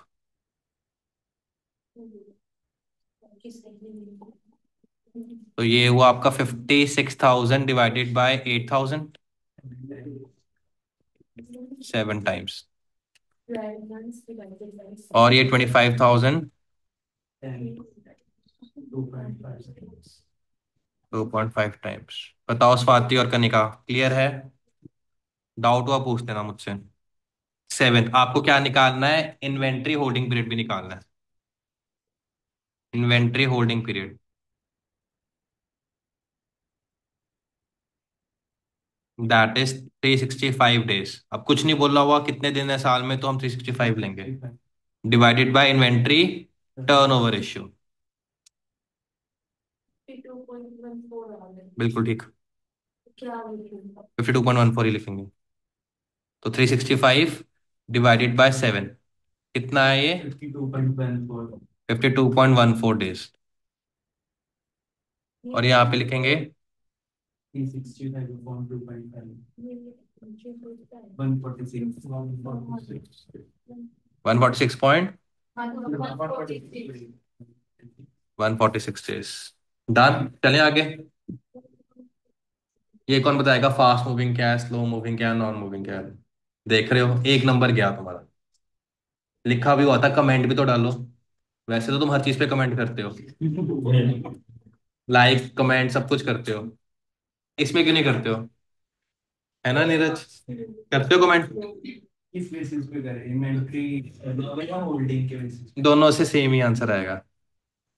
आपका बताओ, अगर मैं इन्वेंट्री टर्नओवर के बेसिस पे करूं, फास्ट मूविंग कौन सा है, ए या बी? और अगर इन्वेंट्री होल्डिंग पीरियड की करूं, कौन सा कम होल्ड कर रहे हो वो फास्ट मूविंग होता है? ऑब्वियस सी बात है, दोनों को 365 से डिवाइड कर रहे हैं तो सेम है। तो आपका दोनों का आंसर उसी तरह से आएगा। तो आपको कमेंट भी लिखना है यहाँ पे, कमेंट इस पे दे दो फास्ट मूविंग, इसको कह दो स्लो मूविंग। अब क्योंकि दो है तो फास्ट और स्लो लिखेंगे, तब नॉन मूविंग वाला नहीं लिखूंगा मैं। अगर तीन आइटम्स होती तो सबसे ज्यादा जिसका आया उसको फास्ट, बीच वाले को स्लो, तीसरे को फिर नॉन मूविंग लिखता है। जब दो का कंपैरिजन है तो बस फास्ट और स्लो करेंगे हम। क्लियर है सबको? अभी ज्यादा से ज्यादा 5 मार्क्स का आएगा, पर तुम 4 मार्क्स ही स्कोर करोगे मुझे पता है, क्योंकि तुम कमेंट नहीं डालोगे, मैं बता रहा हूँ। एंड में आके तुम कहोगे कि सर वैसे तो मैंने सारा पेपर किया था, मेरे तो आने चाहिए थे 70-80, बट मेरे 45 आए हैं। फिर पेपर मंगवाओगे तो ऐसी ऐसी गलतियां करी होंगी, हर क्वेश्चन में एक एक दो दो नंबर लूज किए होंगे। 46 में पास नहीं होने वाले, बता रहा हूँ, कॉस्ट में अगर 46 आ रहे हैं। तुम्हारा पासिंग 40 है कि वैसे 50 है? 50 सोचो, पासिंग 40 मत सोचो।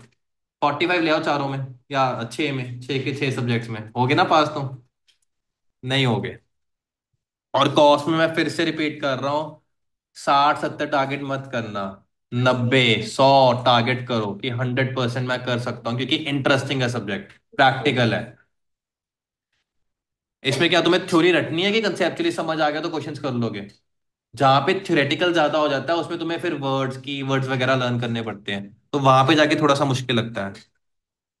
ओके, अगला क्वेश्चन हम करेंगे।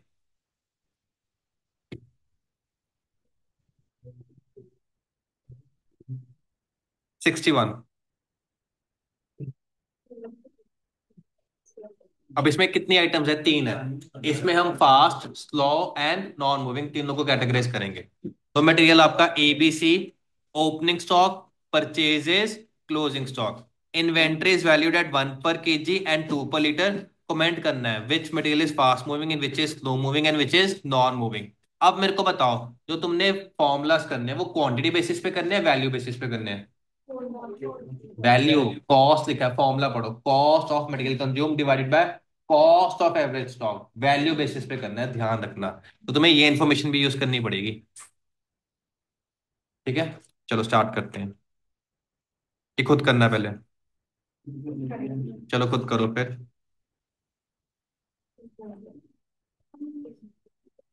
क्वेश्चन ही नहीं बता स्वाति को। 61।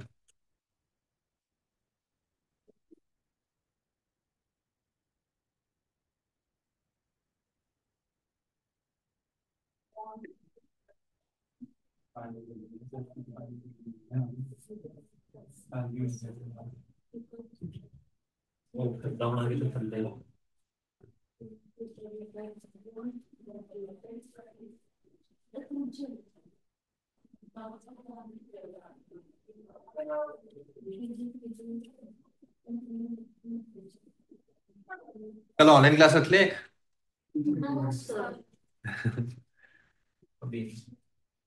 कब? अभी तो वैसे भी तुम्हारे बीकॉम के, किस किस के बीकॉम के एग्जाम्स चल रहे हैं? अभी दिसंबर से स्टार्ट। दिसंबर में है, और उसके बाद फिर कब होंगे नेक्स्ट सेमेस्टर के? मई में।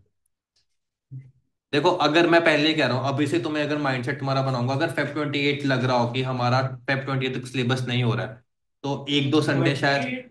Feb 28, हाँ। 28 फेब, सॉरी।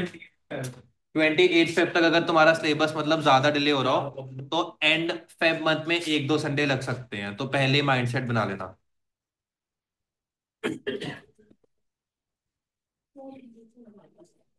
मे एग्जाम्स के लिए हमने ये टारगेट किया कि 2 महीने कम से कम रिवीजन के लिए मिले स्टूडेंट को, सेल्फ स्टडी के लिए। तो सबने टारगेट Feb 28 ही बनाया, RMS के सारे टीचर्स ने बनाया हुआ। तो उसमें तुम्हारा सपोर्ट भी चाहिए होगा कि हाँ, तुम 2 महीने बिल्कुल लेक्चर्स में तुम्हारे आने की जरूरत नहीं है, तुम घर पे बस खुद सेल्फ स्टडी से पढ़ो। और उसके लिए ये भी सपोर्ट चाहिए कि 2 घंटे की क्लास 1.5 घंटे की मत बना देना बोल बोल के। ठीक है, तो बैठना। अभी कितने बजे तक बैठेंगे हम? आधा घंटा रहेगा बस। अभी से। ओके, बताओ। ज्यादा ए बी सी। टेंशन नहीं लेनी क्योंकि पा एफ कौन सा है, एस कौन सा है, एन कौन सा है?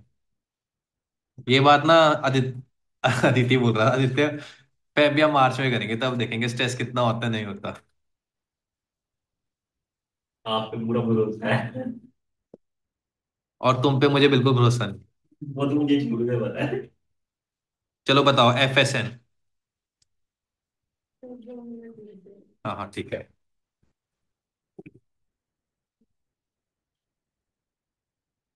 बुरा लगा कर सुन के मुझे। क्या बुरा लगा? भरोसे वाली बात। नहीं, मुझे किसी पे नहीं भरोसा। मैं तो भरोसा उठ चुका स्टूडेंट से। पढ़ते नहीं है। एक दो वो अगर बीच में पढ़ भी रहे हैं तो उससे ये थोड़ा है कि मैं पूरे स्टूडेंट्स को कहूँ हाँ सब पढ़ रहे हैं। अभी देख लो, एमटीपी पेपर थे, सबने एक एक दो दो चैप्टर छोड़े हुए हैं, टेस्ट में अच्छे से परफॉर्म ही नहीं कर रहे हैं या फिर टेस्ट नहीं दे रहे हैं। तो वो तुम मत करना। सारे पेपर देने हैं जो भी। अच्छा, मैं पहले कह रहा हूँ, मटेरियल के बाद लेबर फिर ओवरहेड्स, ये 3 चैप्टर जैसे खत्म होते हैं तुम्हारा कॉस्ट का टेस्ट होगा। तो उस टाइम मत कहना कि सर टाइम नहीं दिया, अभी बता रहा हूँ मैं।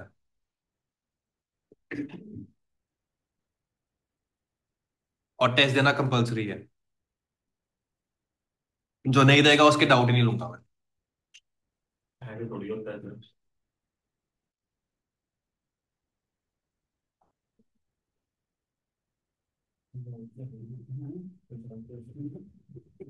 नहीं मेरा तो बस।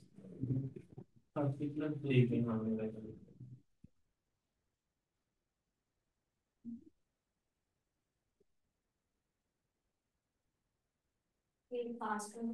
और कितना टाइम आ रहा है?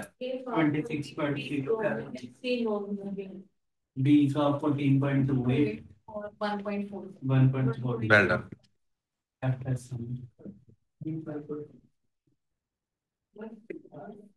यही आंसर।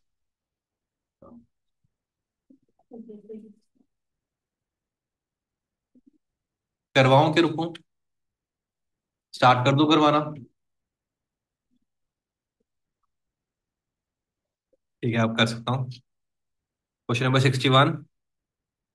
Right, particulars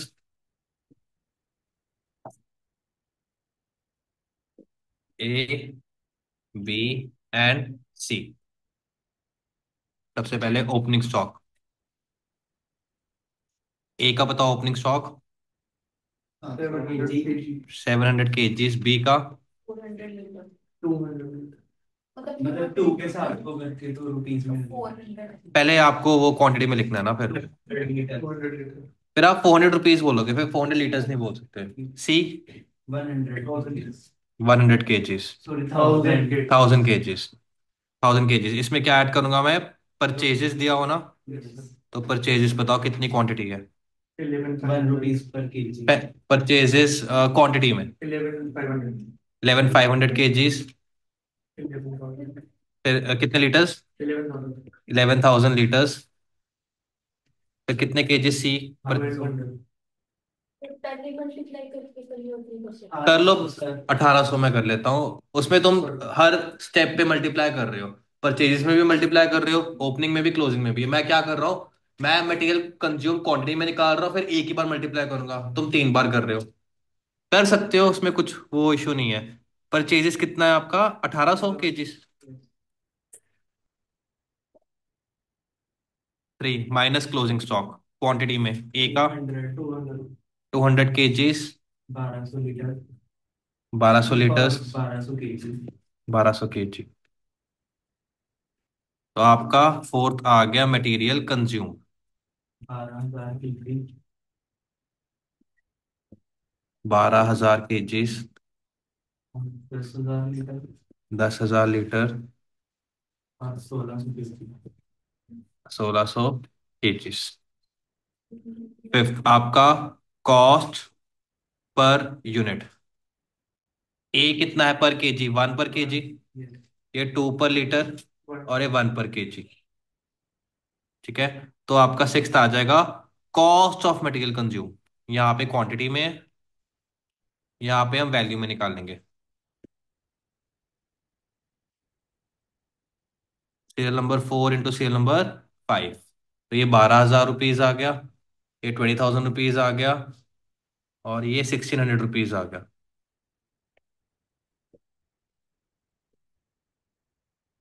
right. और तुम्हें क्या निकालना है? एवरेज स्टॉक निकालना है। एवरेज स्टॉक, ठीक है। क्वांटिटी में पहले निकाल देता हूँ, फिर रुपीज में निकाल दूंगा। क्वांटिटी में कैसे आएगा? 700 प्लस 200 डिवाइडेड बाय 2, 450। इधर कितना आ रहा है तुम्हारा? 700 लीटर्स। इधर 1100 KGs. Rate, average stock in value. बहुत ध्यान से करना है, कहीं क्वांटिटी और वैल्यू को ना डिवाइड कर दो। तो वैल्यू वैल्यू है, ठीक है। तो यहाँ पे 450 इंटू 1, 450 आ गया। यहाँ पे 700 इंटू 2 करना है, ध्यान रखना, 1400। और यहाँ पे 1100 इंटू 1, 1100। राइट। नाइन्थ आप क्या निकालोगे यहाँ पे अब? Inventory turnover ratio. ठीक है। फॉर्मूला लिख देना यहाँ पे। और आपका ये होगा सीरियल नंबर कौन सा? 6 divided by 8। Serial number 6 divided by serial number 8। तो बताओ कितना आया टाइम्स? 26.67। इधर 14.28। 1.45। यहाँ पे मत छोड़ना, कमेंट भी देना तुम्हें। यहाँ पे है तुम्हारा फास्ट मूविंग, ये है स्लो मूविंग, और ये है नॉन मूविंग। राइट। या इसको ऐसे भी दे सकते हो तुम, फास्ट, हाँ ठीक है, ऐसे दे दो, FSM। Fast moving, slow moving and non. बताओ क्लियर है सबको? ऑनलाइन सबको क्लियर है? थम्स अप करो जल्दी से।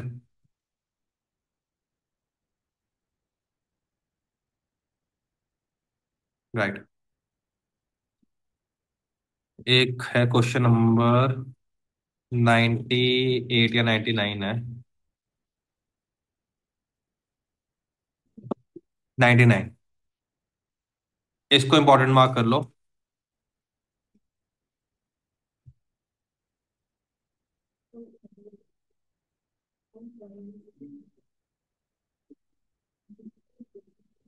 स्टार्ट कर रहा हूं। अब तुम्हें चार डिफरेंट रॉ मटेरियल के आइटम्स दिए हुए, ABCD। ओपनिंग दी है। क्या हुआ? मेरे को भी बताओ। क्या हो गया? ओ माय गॉड, किस चीज के लिए? इतना बड़ा चार्ट। चलो अब इधर आ जाओ वापस। स्वाति आगे बैठना पड़ेगा, फिर सोच लो। चलो अब इधर, ABCD। ओपनिंग स्टॉक आपको दिया हुआ है, परचेजेस दिया हुआ है, क्लोजिंग स्टॉक दिया हुआ है। अब ये इंपॉर्टेंट है, ये FSN का क्वेश्चन नहीं है। फॉर अदिति बस। नाम डलवा दूंगा, ज्यादा बातें। For the next year, company expects the consumption to be 20% higher than the last year। ये जो इन्फॉर्मेशन दी है, ये पिछले साल की दी है, ईयर जस्ट एंडेड। अब अगले साल हम क्या एक्सपेक्ट कर रहे हैं? कंजम्पशन कितनी हो जाएगी? 20% हायर। तो एक ही कंजम्पशन कितनी हो जाएगी न्यू ईयर में, क्या बता सकते हो? पड़ेगी ना ना, नहीं करता, बट बातें कम करो। तो आपका अभी ए का कितना आ रहा है? 170 आ रहा है पिछले साल का, है ना? 20% ऐड कर दोगे, 204। तो ऐसे कंजम्पशन निकलेगी नेक्स्ट ईयर की। अब कंपनी डिजायर कर रही है to hold a stock equal to 3 month consumption at the end of next year. देखो उसने ना आपको इंफॉर्मेशन जो दी हुई है पिछले साल की दी हुई है, ओपनिंग, परचेजेस, क्लोजिंग। वो आपसे इंफॉर्मेशन चाहती है कि नए साल की बना के दो, कि नए साल में आपका ओपनिंग मटेरियल कितना कंज्यूम हुआ, क्लोजिंग स्टॉक परचेजेस कितनी है। तो वो नए साल का आपसे इंफॉर्मेशन मांगना चाहती है। ठीक है। तो उसके लिए आपको क्या क्या चाहिए? ओपनिंग, क्लोजिंग, मटेरियल कंज्यूम उससे आपका परचेजेस आ जाए। ठीक है। अब वो नए साल में पूछ रही है कि आपको कितना बाय करने की जरूरत है, और अगर आपके पास पहले से ही एक्सेस पड़ा हुआ हो, आपके पास ओपनिंग जैसे लेट से 200 kgs है, आप सिर्फ 50 रखना चाहते हो, 200 ओपनिंग है, 50 kgs क्लोजिंग रखना चाहते हो, आपकी कंजम्पशन हुई है लेट से 100 हुई है, तो 200 - 100 कितना बचा क्लोजिंग स्टॉक? 100 बचा, बट क्लोजिंग स्टॉक रखना भी कितना चाहते हो? 50। तो बाकी 50 को क्या करोगे? डिस्पोज ऑफ, कि हाँ, रखने के फायदा नहीं है, वो यूज ही नहीं होगा, तो वो एवं हमारी होल्डिंग कॉस्ट बढ़ाएगा, इन्वेंट्री कॉस्ट बढ़ाएगा। तो अगर आपका एक्सेस आता है तो उसको डिस्पोज ऑफ करोगे, और अगर एक्सेस नहीं आता तो आपको ये करना है कि अगले साल कितना परचेज करना है। तो परचेज क्वांटिटी चाहिए अपने को, और अगर डिस्पोजल है तो वो चाहिए क्वांटिटी। स्टार्ट करते हैं।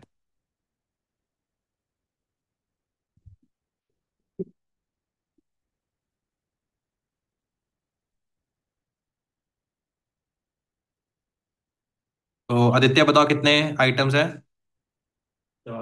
चार। A, B, C, D. Oh my god. Okay. उसके बाद सबसे पहले हमें इंफॉर्मेशन लास्ट ईयर की ओपनिंग स्टॉक गिवन है। एक बारी इनकम टैक्स पढ़ो फिर दोबारा देखेंगे वो वाली बात।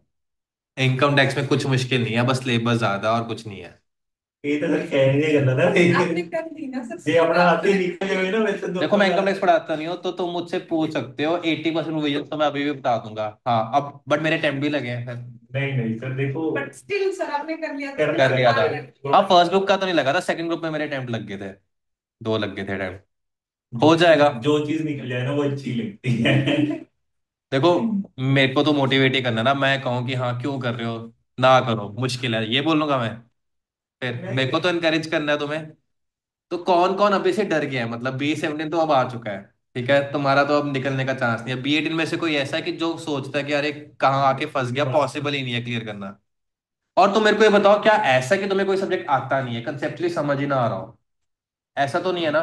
बस प्रॉब्लम ये है कि सिलेबस बहुत ज्यादा है, बहुत चीजें मेमोराइज करनी पड़ रही है।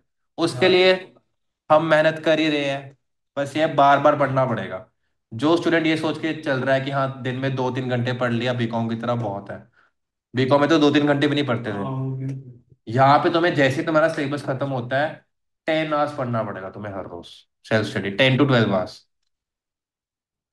और सिर्फ 2 महीने की बात होती है, 2 महीने तो तुम इतना कर ही सकते हो। अब मेरे को बताओ, चलो स्टडीज को भूल दो, स्पोर्ट्स पर्सन होता है, ओलंपिक्स कितने साल बाद आता है?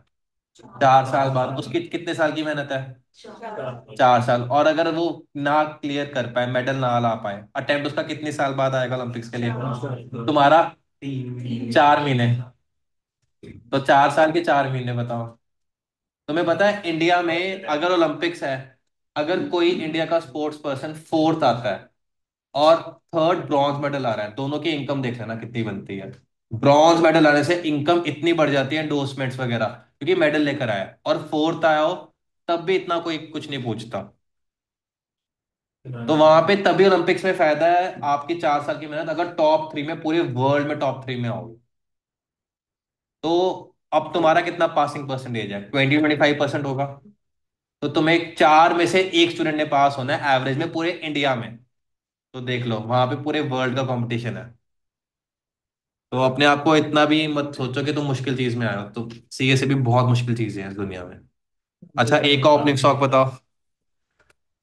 ए का ओपनिंग स्टॉक बताओ। बी का? सी का?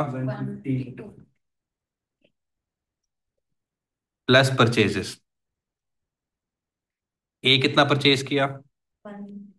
B? C? Right, minus closing stock. A का क्लोजिंग स्टॉक कितना है पिछले साल? बी का? सी का? तो ये तुम्हारी कंजम्पशन निकलेगी कौन सी ईयर की? लास्ट ईयर की consumption in last year.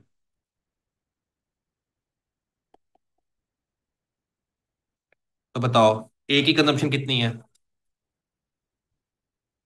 B की कितनी थी पिछले साल? 180। सी की? 80। सी की? 15। ओके, डी की। राइट, तो आपके पास लास्ट ईयर का कंजम्पशन पता लग गया। अब तुम्हें नए साल की इंफॉर्मेशन चाहिए। अब मुझे बताओ, नए साल में तुम्हारे पास ये निकालना है कि कितना परचेज करना है, कितना डिस्पोज ऑफ करना है। तो सबसे पहले हमें इंफॉर्मेशन चाहिए आपका opening stock of new year. ये तो दिया ही नहीं हुआ, ये कहाँ से लोगे? तो ध्यान रखना, पिछले साल का क्लोजिंग इस साल का क्या बनेगा? ओपनिंग बनेगा। यहाँ पे opening stock of new year कितना हो गया? 180, 320, 285, 265। राइट। अब आपकी न्यू ईयर की एक्सपेक्टेड कंजम्पशन कितनी है? ए कितना सोच रहे हो कंज्यूम होगा? 20%। तो आप क्या करोगे, सीरियल नंबर आपका यहाँ पे, सीरियल नंबर दिया नहीं मैंने वैसे, कोई ना। Consumption of last year plus 20%।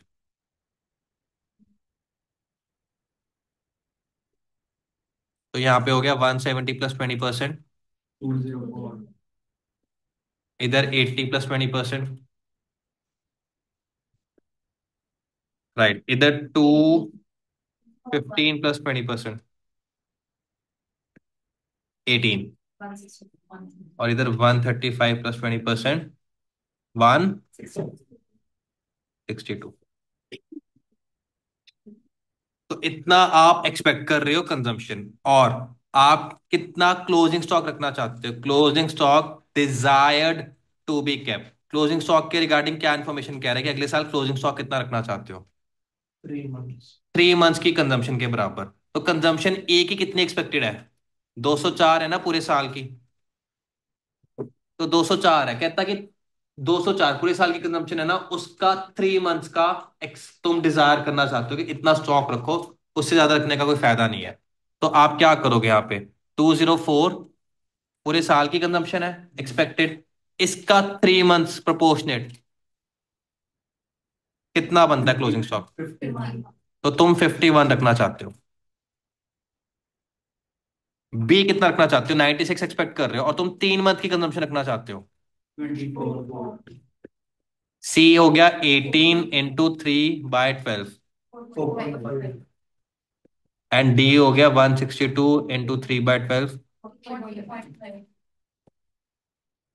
बताओ, ये सबको क्लियर हुआ? क्लोजिंग स्टॉक कैसे निकालना मैंने, कितना हम चाहते हैं, ये वो क्लोजिंग स्टॉक है।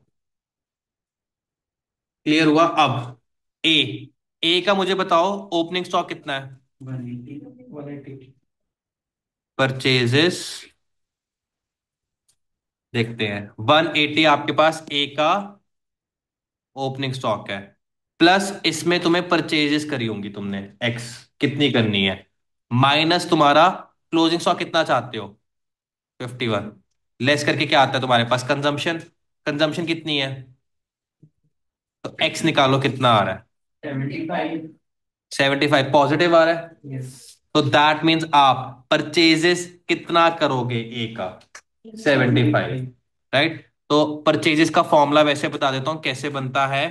That is your closing stock plus consumption minus opening stock. Closing stock तुम्हारा कितना है? 51। 51 प्लस 204 माइनस 180, तो 75 आंसर आ रहा है। ये सबको क्लियर हुआ?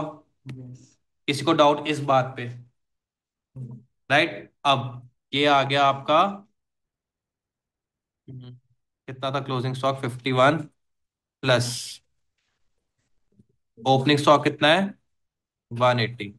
कितना है ये? 75 kgs। अब अगला देखते हैं, अगला 24 plus closing stock plus consumption minus opening stock कितना है? 320। तो कितना आ रहा है? 200 टू बी डिस्पोज ऑफ। समझाता हूँ अब क्या चीज है। मेरे को बताओ आपके पास ओपनिंग स्टॉक कितना है बी का? 320 आपके पास पड़ा है। 320 में से कंजम्पशन कितनी हो जाएगी? 320 में से आप यूज कर लोगे, 96 लेस कर दो, कितना बचा? 224 बचा। अब 224 में से तुम क्लोजिंग स्टॉक कितना रखना चाहते हो?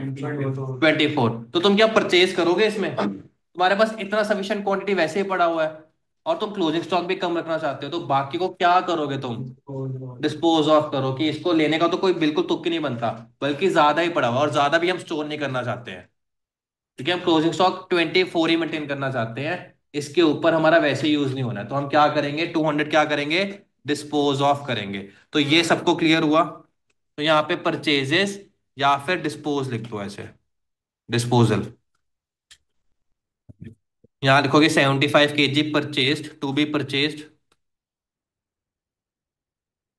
और इधर 200 kg to be disposed.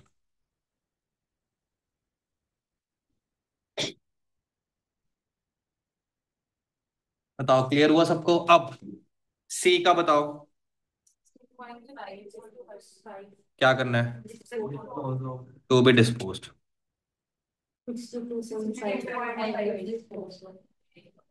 62.5 to be disposed of.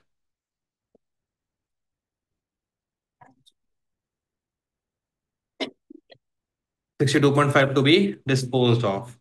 बताओ सबको क्लियर हुआ ये? ऑनलाइन सबको क्लियर है?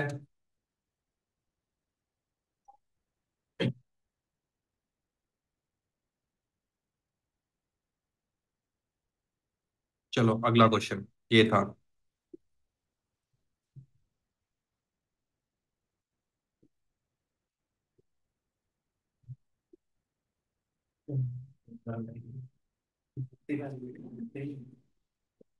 आदित्य मत जाओ, जान ही रहे थे, बस फोन करना है। मत करो। जरूरी है। बहुत जरूरी क्वेश्चन है ये वाला अभी। हाँ बस आ गया, तो 57, चलो तभी गया ये। क्वेश्चन किसके ऊपर है? आदित्य। इसको कर लो वेरी इंपॉर्टेंट।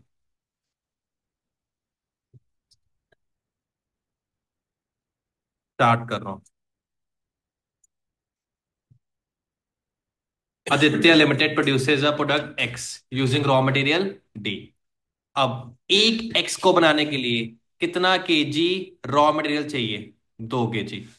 अब एज पर सेल्स फॉरकास्ट किसकी होती है, रॉ मटेरियल की, फिनिश प्रोडक्ट की? फिनिश प्रोडक्ट की। कंपनी ने सेल फॉरकास्ट करी और एक्सपेक्ट किया कितनी सेल हो जाएगी हमारे एक्स की प्रोडक्ट की, 10,000 यूनिट हो जाएगी। अब आपको कुछ फॉलोइंग इन्फॉर्मेशन दी हुई है। R O Q is 200 less than E O Q. Maximum consumption per day is 20 kg more than the average consumption per day. Opening stock 1000 kg। 1000 kg किसका होगा, ये रॉ मटेरियल का कि फिनिश गुड्स का? आपको बोला हुआ है एक्स यूनिट्स में है, डी जो रॉ मटेरियल है केजीज में है, तो ओपनिंग स्टॉक किसका होगा? रॉ मटेरियल का। तो केजी से पता लग रहा है ये रॉ मटेरियल का ओपनिंग स्टॉक है। फिर time requirement to get raw material from the supplier is 4 to 8 days। ये क्या है? लीड टाइम या reorder period. Purchase price is 125 per KG. Raw material जो हमने डी लेना है उसकी कॉस्ट पर केजी दी हुई है। ओपनिंग स्टॉक कितना है? 900 यूनिट्स है। किसका होगा 900 यूनिट्स? बोला भी हुआ है फिनिश प्रोडक्ट का। ये ओपनिंग स्टॉक दिया हुआ है फिनिश प्रोडक्ट्स का। अब रेट ऑफ इंटरेस्ट कितना बैंक चार्ज कर रहा है कैश क्रेडिट के लिए? 13.76। ये किसके लिए यूज होगा? सीसीपीयूपी के लिए। To place an order company has to incur 720 on paper and documentation work. ये क्या है? Ordering cost, OCA. ठीक है। आपको कितने डेज लेने हैं साल में? 364 डेज। आपको क्या निकालना है, रॉ मटेरियल डी का reorder quantity, maximum stock level, minimum stock level, and आपको इम्पैक्ट बताना है on the profitability of the company by not ordering on EOQ. क्योंकि आपके पास ईओक्यू निकला तो क्या आ जाएगा आपके पास? आरओक्यू आ जाएगा। तो आपको कंपैरिजन करना है ईओक्यू वर्सेस आरओक्यू। तो सबसे पहले बताओ, अब क्वेश्चन में समझ नहीं आ रहा स्टार्ट कहां से करें। सबसे पहले आपको क्या निकालना है? ईओक्यू निकालना है। ईओक्यू से आरओक्यू आ जाएगा। उसके बाद स्टॉक लेवल्स पे चलेंगे, राइट? तो आपको आरओक्यू कैसे निकलेगा? उसने सबसे पहले आरओक्यू बोला हुआ है, आरओक्यू है 200 kg लेस देन ईओक्यू। तो ईओक्यू निकालना है। ईओक्यू के लिए क्या क्या चाहिए आपको? एडी, ओसी, सीसी। ओसी है आपके पास, सीसी निकल जाएगा 125 का 13.76%। तो आपको क्या निकालना है मेन? एडी सबसे important, AD annual demand. Annual demand किसकी निकालते हैं हम? रॉ मटेरियल की। रॉ मटेरियल कितना परचेज किया या कितना कंज्यूम किया, what is the AD of EOQ. Annual demand क्या होता है? जो ऑर्डर कर रहे हैं कितना परचेज, क्वांटिटी की कितनी साल में कंजम्पशन। नहीं, परचेज। ऑर्डर क्या करते हो कि कितना परचेज करना है, एनुअल डिमांड। ये क्वेश्चन में एक फर्क है जो कि पिछले क्वेश्चंस में नहीं था, इस क्वेश्चन में ओपनिंग क्लोजिंग स्टॉक भी है।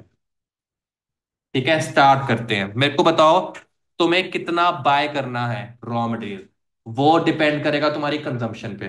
कंजम्पशन किस पे डिपेंड करती है? कंजम्पशन तुम कितना कंज्यूम करोगे, तुम्हारा कितना बना के तुम्हें बेचना है। आउटपुट किस पे डिपेंडेंट है? इनपुट पे। तो देखो स्टार्ट कैसे करना है, पहले ये बताओ तुमने कितना बेचना है फिनिश प्रोडक्ट। 10,000। 10,000 बेचना है, लेकिन तुम्हारे पास कितना स्टॉक ऑलरेडी पड़ा है फिनिश गुड्स का? 900। तो तुम्हें कितना बनाना है? 9100। वहां से स्टार्टिंग। एक बार करते हैं। अब ये क्वेश्चन इंपॉर्टेंट है, तो ध्यान से इसको, क्वेश्चन नंबर 57 इंपॉर्टेंट मार्क कर लो। Working note number 1, calculation of annual demand. कितना रॉ मटेरियल हमें बाय करना है। तो सबसे पहले तुम्हारा कितना एनुअल सेल्स है एक्सपेक्टेड। तुम 10,000 यूनिट बेचना चाहते हो, तो 10,000 यूनिट बेचने के लिए बनाने भी चाहिए। पर तुम्हें क्या सारे बनाने हैं कि तुम्हारे पास कुछ ऑलरेडी ओपनिंग स्टॉक पड़ा हुआ है? Less opening stock of finish good, कितना ऑलरेडी पड़ा हुआ है? 900 यूनिट। अब उसने ये नहीं बोला कि कितना क्लोजिंग स्टॉक रखना है, तो आप ये मान के चलोगे कि कुछ क्लोजिंग स्टॉक नहीं रखना, जितना भी बनाया सारा बिक जाए। ओपनिंग 900 पड़ा है, बाकी कितना बनाओगे? 9100 यूनिट्स। ये क्या है तुम्हारा?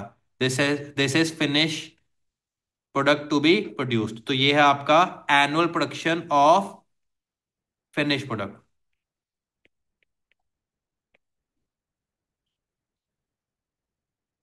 फिनिश गुड क्या नाम है? एक्स।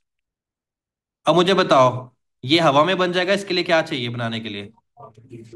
इसको बनाने के लिए रॉ मटेरियल कितना चाहिए?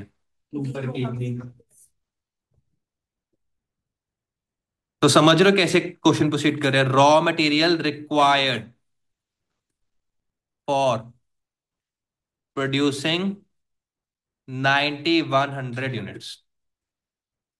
This will be 9100 units into 2 पर केजी। कितना है ये?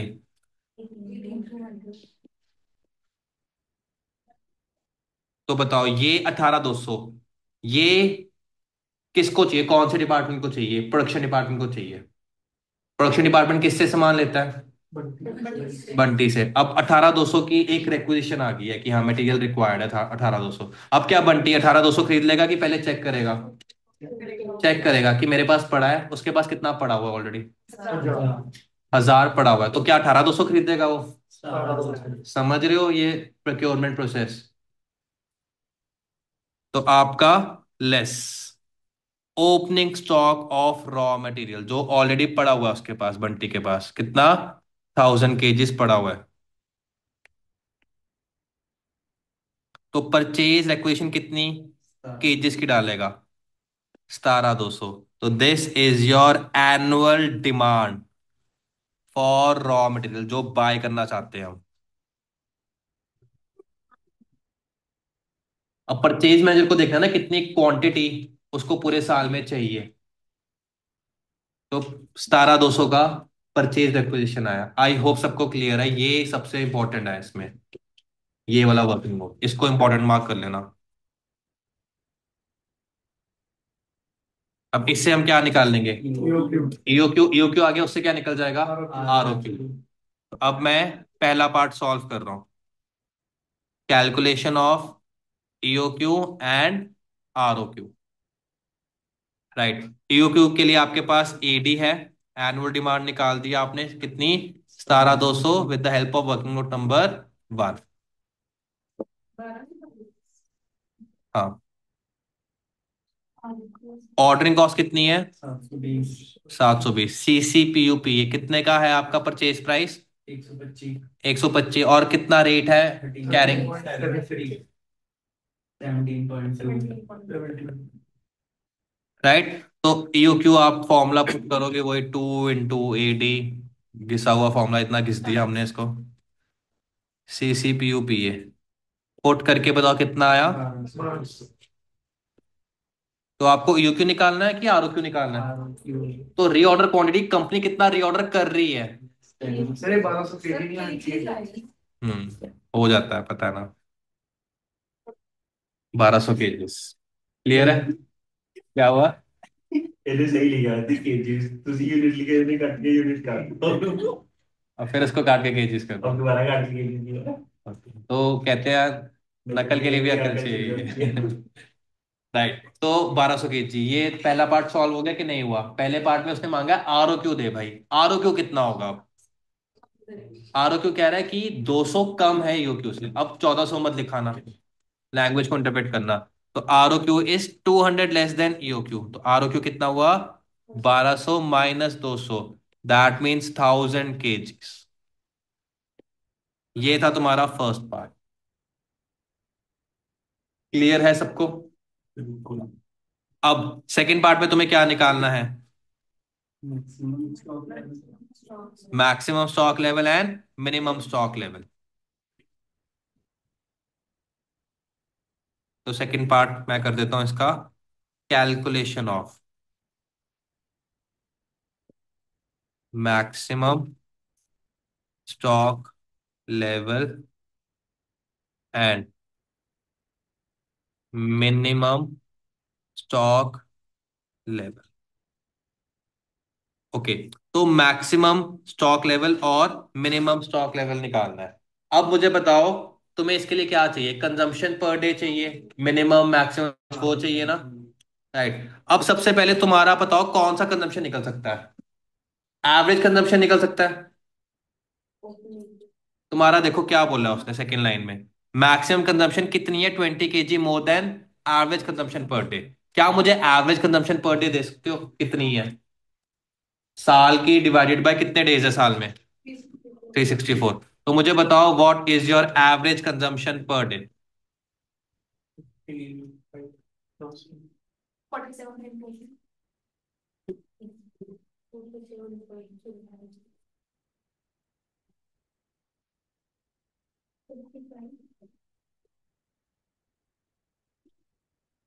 कंजम्पशन कौन कर रहा है? कौन सा डिपार्टमेंट कर रहा है? प्रोडक्शन डिपार्टमेंट कर रहा है। राइट, परचेज कौन सा कर रहा है? Purchase department. EOQ कौन निकालता है? Purchase department. EOQ ये निकाल रहा है। ठीक है, ये बंटी देख रहा है, किससे पूछ रहा है कंजम्पशन? ये परचेज मैनेजर से पूछ रहा है कि कितना परचेज करना है, या प्रोडक्शन मैनेजर से पूछ रहा है? प्रोडक्शन मैनेजर से पूछ रहा है, भाई तू बता कंजम्पशन कितनी है पूरे साल की? पूरे साल की कंजम्पशन बताओ। 17,200 है। 18,200 ये चीज है, क्योंकि 1000 का स्टॉक पड़ा हुआ है ओपनिंग, तो वो तो परचेज नहीं किया। EOQ के लिए 17,200 यूज करोगे, कंजम्पशन के लिए आप प्रोडक्शन डिपार्टमेंट का करोगे इंफॉर्मेशन यूज 18,200। पहले क्वेश्चंस में ओपनिंग स्टॉक नहीं होता था, इस करके फर्क है। समझ आया सुखराज? कुछ नहीं समझ आया पूरे क्वेश्चन में? EOQ के बाद में समझ आया? EOQ तक सबको क्लियर है? अब देखो तुम्हें क्या निकालना है क्वेश्चन में, मैक्सिमम स्टॉक लेवल और minimum stock level. Maximum stock level का फॉर्मूला क्या होता है तुम्हारा? ROQ plus ROL minus minimum consumption into minimum reorder period. तो तुम्हें कंजम्पशन चाहिए ना पर डे, तुमको एवरेज कंजम्पशन पर डे निकल गया, उससे तुम मैक्सिमम भी निकाल सकते हो और मिनिमम भी निकाल सकते हो। क्लियर हुआ सबको? अब मुझे बताओ एवरेज कंजम्पशन पर डे कैसे निकलेगी ये वाली। तुम ये देखोगे ना, अगर तुम्हारे पास पूरे साल की कंजम्पशन हो, फुल ईयर की कंजम्पशन हो, उसको किससे डिवाइड करोगे? 364 डे से तुम्हारे पास क्या कंजम्पशन पर डे आ जाएगी एवरेज? सुखराज मेरे को बताओ पूरे साल की कंजम्पशन कितनी है? हमने कितने फिनिश प्रोडक्ट बनाने हैं साल में? 9100 बनाने हैं ना। 9100 के लिए कितना रॉ मटेरियल की कंजम्पशन हो जाएगी, बताओ कितनी होगी। ये देखो कितनी होगी। ओहो, बोलो कितनी होगी, जल्दी बोलो। 1700 होगी कंजम्पशन। वो तो परचेज करना है। ये है ना 18,200। मेरे को बताओ प्रोडक्शन डिपार्टमेंट कितना मांग रहा है बंटी से साल का। 18,200। बंटी खरीद कितना आ रहा है? 17,200। तो क्या मैं कंजम्पशन 17,200 करूंगा? 17,200 से तुम बना के दिखा दो 9100 यूनिट्स। कितने से बनेंगे? 18,200 से बनेंगे। तो कंजम्पशन पूरे साल की कितनी है? 18,200। ये इंपॉर्टेंट है। बच्चे क्या करते हैं, कंजम्पशन 17,200 के बेसिस पे ले लेंगे स्वाति, वो मत करना। ठीक है, तुम कुछ और कर रहे थे इसलिए तुम्हें बोला। तो 18,200 is your consumption for the entire year. और तुम्हारी एवरेज कंजम्पशन पर डे कितनी आ जाएगी? 50। 18,200 पूरे साल की कंजम्पशन। साल में कितने दिन वर्किंग है हम? 364 डेज। सबसे पहले हम निकाल लेंगे एवरेज कंजम्पशन पर डे। इसका फॉर्मूला है तुम्हारा annual consumption, not demand. Important है ये एनुअल कंजम्पशन, इसको इंपॉर्टेंट मार्क कर लो। Don't take ED here.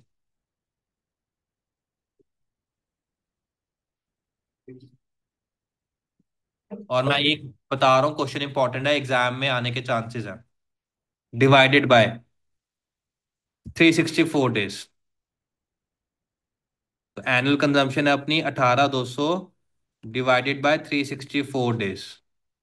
तो वैसे हमारी एवरेज पे जो चल रही है यूक्यू के बेसिस पे कितनी कंजम्पशन चल रही है? 50 kg पर डे। तो इससे क्या आप मैक्सिमम और मिनिमम कंजम्पशन निकाल सकते हो? मैक्सिमम की इंफॉर्मेशन दी हुई है उसने सेकंड पॉइंट में। क्वेश्चन में क्या बोल रहा है? मैक्सिमम कंजम्पशन पर डे कितनी है? 20 kg more than the average consumption per day. तो that means maximum consumption per day कितनी होगी? 70।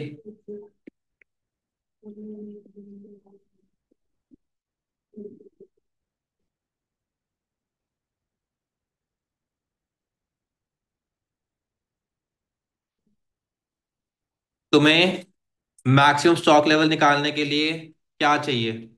Minimum, maximum, average? बताओ। मैक्सिमम स्टॉक लेवल के लिए मिनिमम चाहिए, तुम्हारे पास मैक्सिमम आ गया, एवरेज आ गया। क्या इससे मिनिमम कंजम्पशन पर डे निकाल सकते हो? 30 आएगा। बट सॉल्व करना है। आपको पता है average stock level, average consumption per day is equal to maximum consumption per day plus minimum consumption per day divided by 2। Average कितना है तुम्हारे पास? 50। 50 is equal to maximum 70 plus minimum consumption per day divided by 2। इसको solve करूंगा तो minimum consumption per day कितना आ जाएगा? 30 kgs per day. अब बताओ तुम्हारे पास मैक्सिमम स्टॉक लेवल का फॉर्मूला क्या है? ROL plus ROQ minus minimum consumption into minimum reorder period. Clear हुआ? अब तो अब तुम्हारे पास क्या क्या एलिमेंट्स है? क्या तुम्हारे पास ROL है? अभी नहीं है। क्या तुम्हारे पास ROQ है। रीऑर्डर क्वांटिटी कितना था? 1000 था ना? 1000 था। मिनिमम कंजम्पशन आ गया पर डे, 30 आ गया। मिनिमम लीड टाइम है तुम्हारे पास? मिनिमम लीड टाइम कितना, क्वेश्चन देखोगे? 4 डेज। तो तुम्हारे पास क्या मिसिंग है? ROL। ROL का क्या फॉर्मूला होता है? मैक्सिमम कंजम्पशन भी है और मैक्सिमम लीड टाइम भी है, तो ROL भी निकल जाएगा। ROL यार है। ठीक है वो। तो तुम्हें क्या चाहिए अब? लीड टाइम, सॉरी ROL चाहिए। थोड़ा क्वेश्चन मुश्किल है मेरे को पता है, तो रिवाइज करना है सबने आज जाके। सबसे पहले हम क्या निकालेंगे? Reorder level. रीऑर्डर लेवल का फॉर्मूला है maximum consumption per day into maximum lead time. Maximum consumption per day कितना है तुम्हारा? 70। और मैक्सिमम लीड टाइम क्वेश्चन में गिवन है कितने डेज है? 8 days।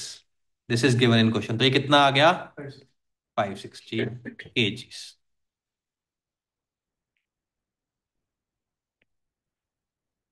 फाइनली हमारा निकलेगा इससे मैक्सिमम स्टॉक लेवल। फॉर्मूला है ROL plus ROQ minus minimum consumption per day into minimum lead time. ROL निकाल लिया तुमने 560, ROQ कितना था? 1000। हाँ ना बोलो। मिनिमम कंजम्पशन पर डे कितना है? 30। मिनिमम लीड टाइम बताओ कितना है? 4 days। इसको सॉल्व करके बताओ what is your maximum stock level. कितना? 1440 kgs, इतना तुम मैक्सिमम स्टोर करोगे। बताओ क्लियर हुआ सबको? और क्या निकालना है? मिनिमम स्टॉक लेवल फॉर्मूला बताओ। ROL है, यस। एवरेज कंजम्पशन है, यस। एवरेज लीड टाइम निकाल सकते हो, निकल जाएगा। तो नेक्स्ट है तुम्हारा मिनिमम स्टॉक लेवल। इसका फॉर्मूला है ROL minus average consumption into average lead time. ROL कितना आया था? 560 माइनस एवरेज कंजम्पशन कितना है तुम्हारा? 50। और एवरेज लीड टाइम कितना होगा? 4 + 8 डिवाइडेड बाय 2 days। 6 days आ गया, तो ये कितना आ रहा है? 260 kgs। तो तुम्हारा मैक्सिमम और मिनिमम भी है। लास्ट तो इजी है, UQ versus non UQ, UQ versus ROQ करवाऊं? कर लोगे? इसमें डिस्काउंट है कहीं? डिस्काउंट नहीं है, तो तुम्हारा EOQ पे ही बेस्ट आंसर आएगा, तो तुम्हें वो डिफरेंस बताना है। ठीक है, तो तुम्हें परचेज कॉस्ट नहीं लेनी, तुम्हें कौन सी लेनी है? ऑर्डरिंग कॉस्ट और कैरिंग कॉस्ट, वो तुम कर दोगे। और ऐसा सिमिलर क्वेश्चन है, मैं तुम्हें इसका ना PDF भेजूंगा, सिमिलर लाइंस पे है क्वेश्चन। अगर मेरे को मिलता है तो वो प्रैक्टिस करना है, ये कंप्लीट करना है, और वो क्वेश्चन तुम्हारा होमवर्क होगा। ऑनलाइन सबको क्लियर है ये क्वेश्चन? इसको इंपॉर्टेंट मार्क कर लेना, एग्जाम में इसके आने के बहुत चांसेस है। सर एक बार सोल्यूशन दिखाना, क्वेश्चन 99।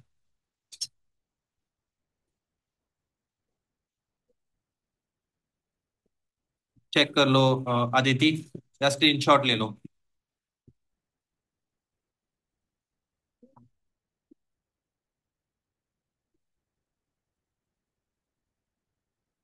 ठीक है, थम्स अप कर दो अदिति अगर हो गया।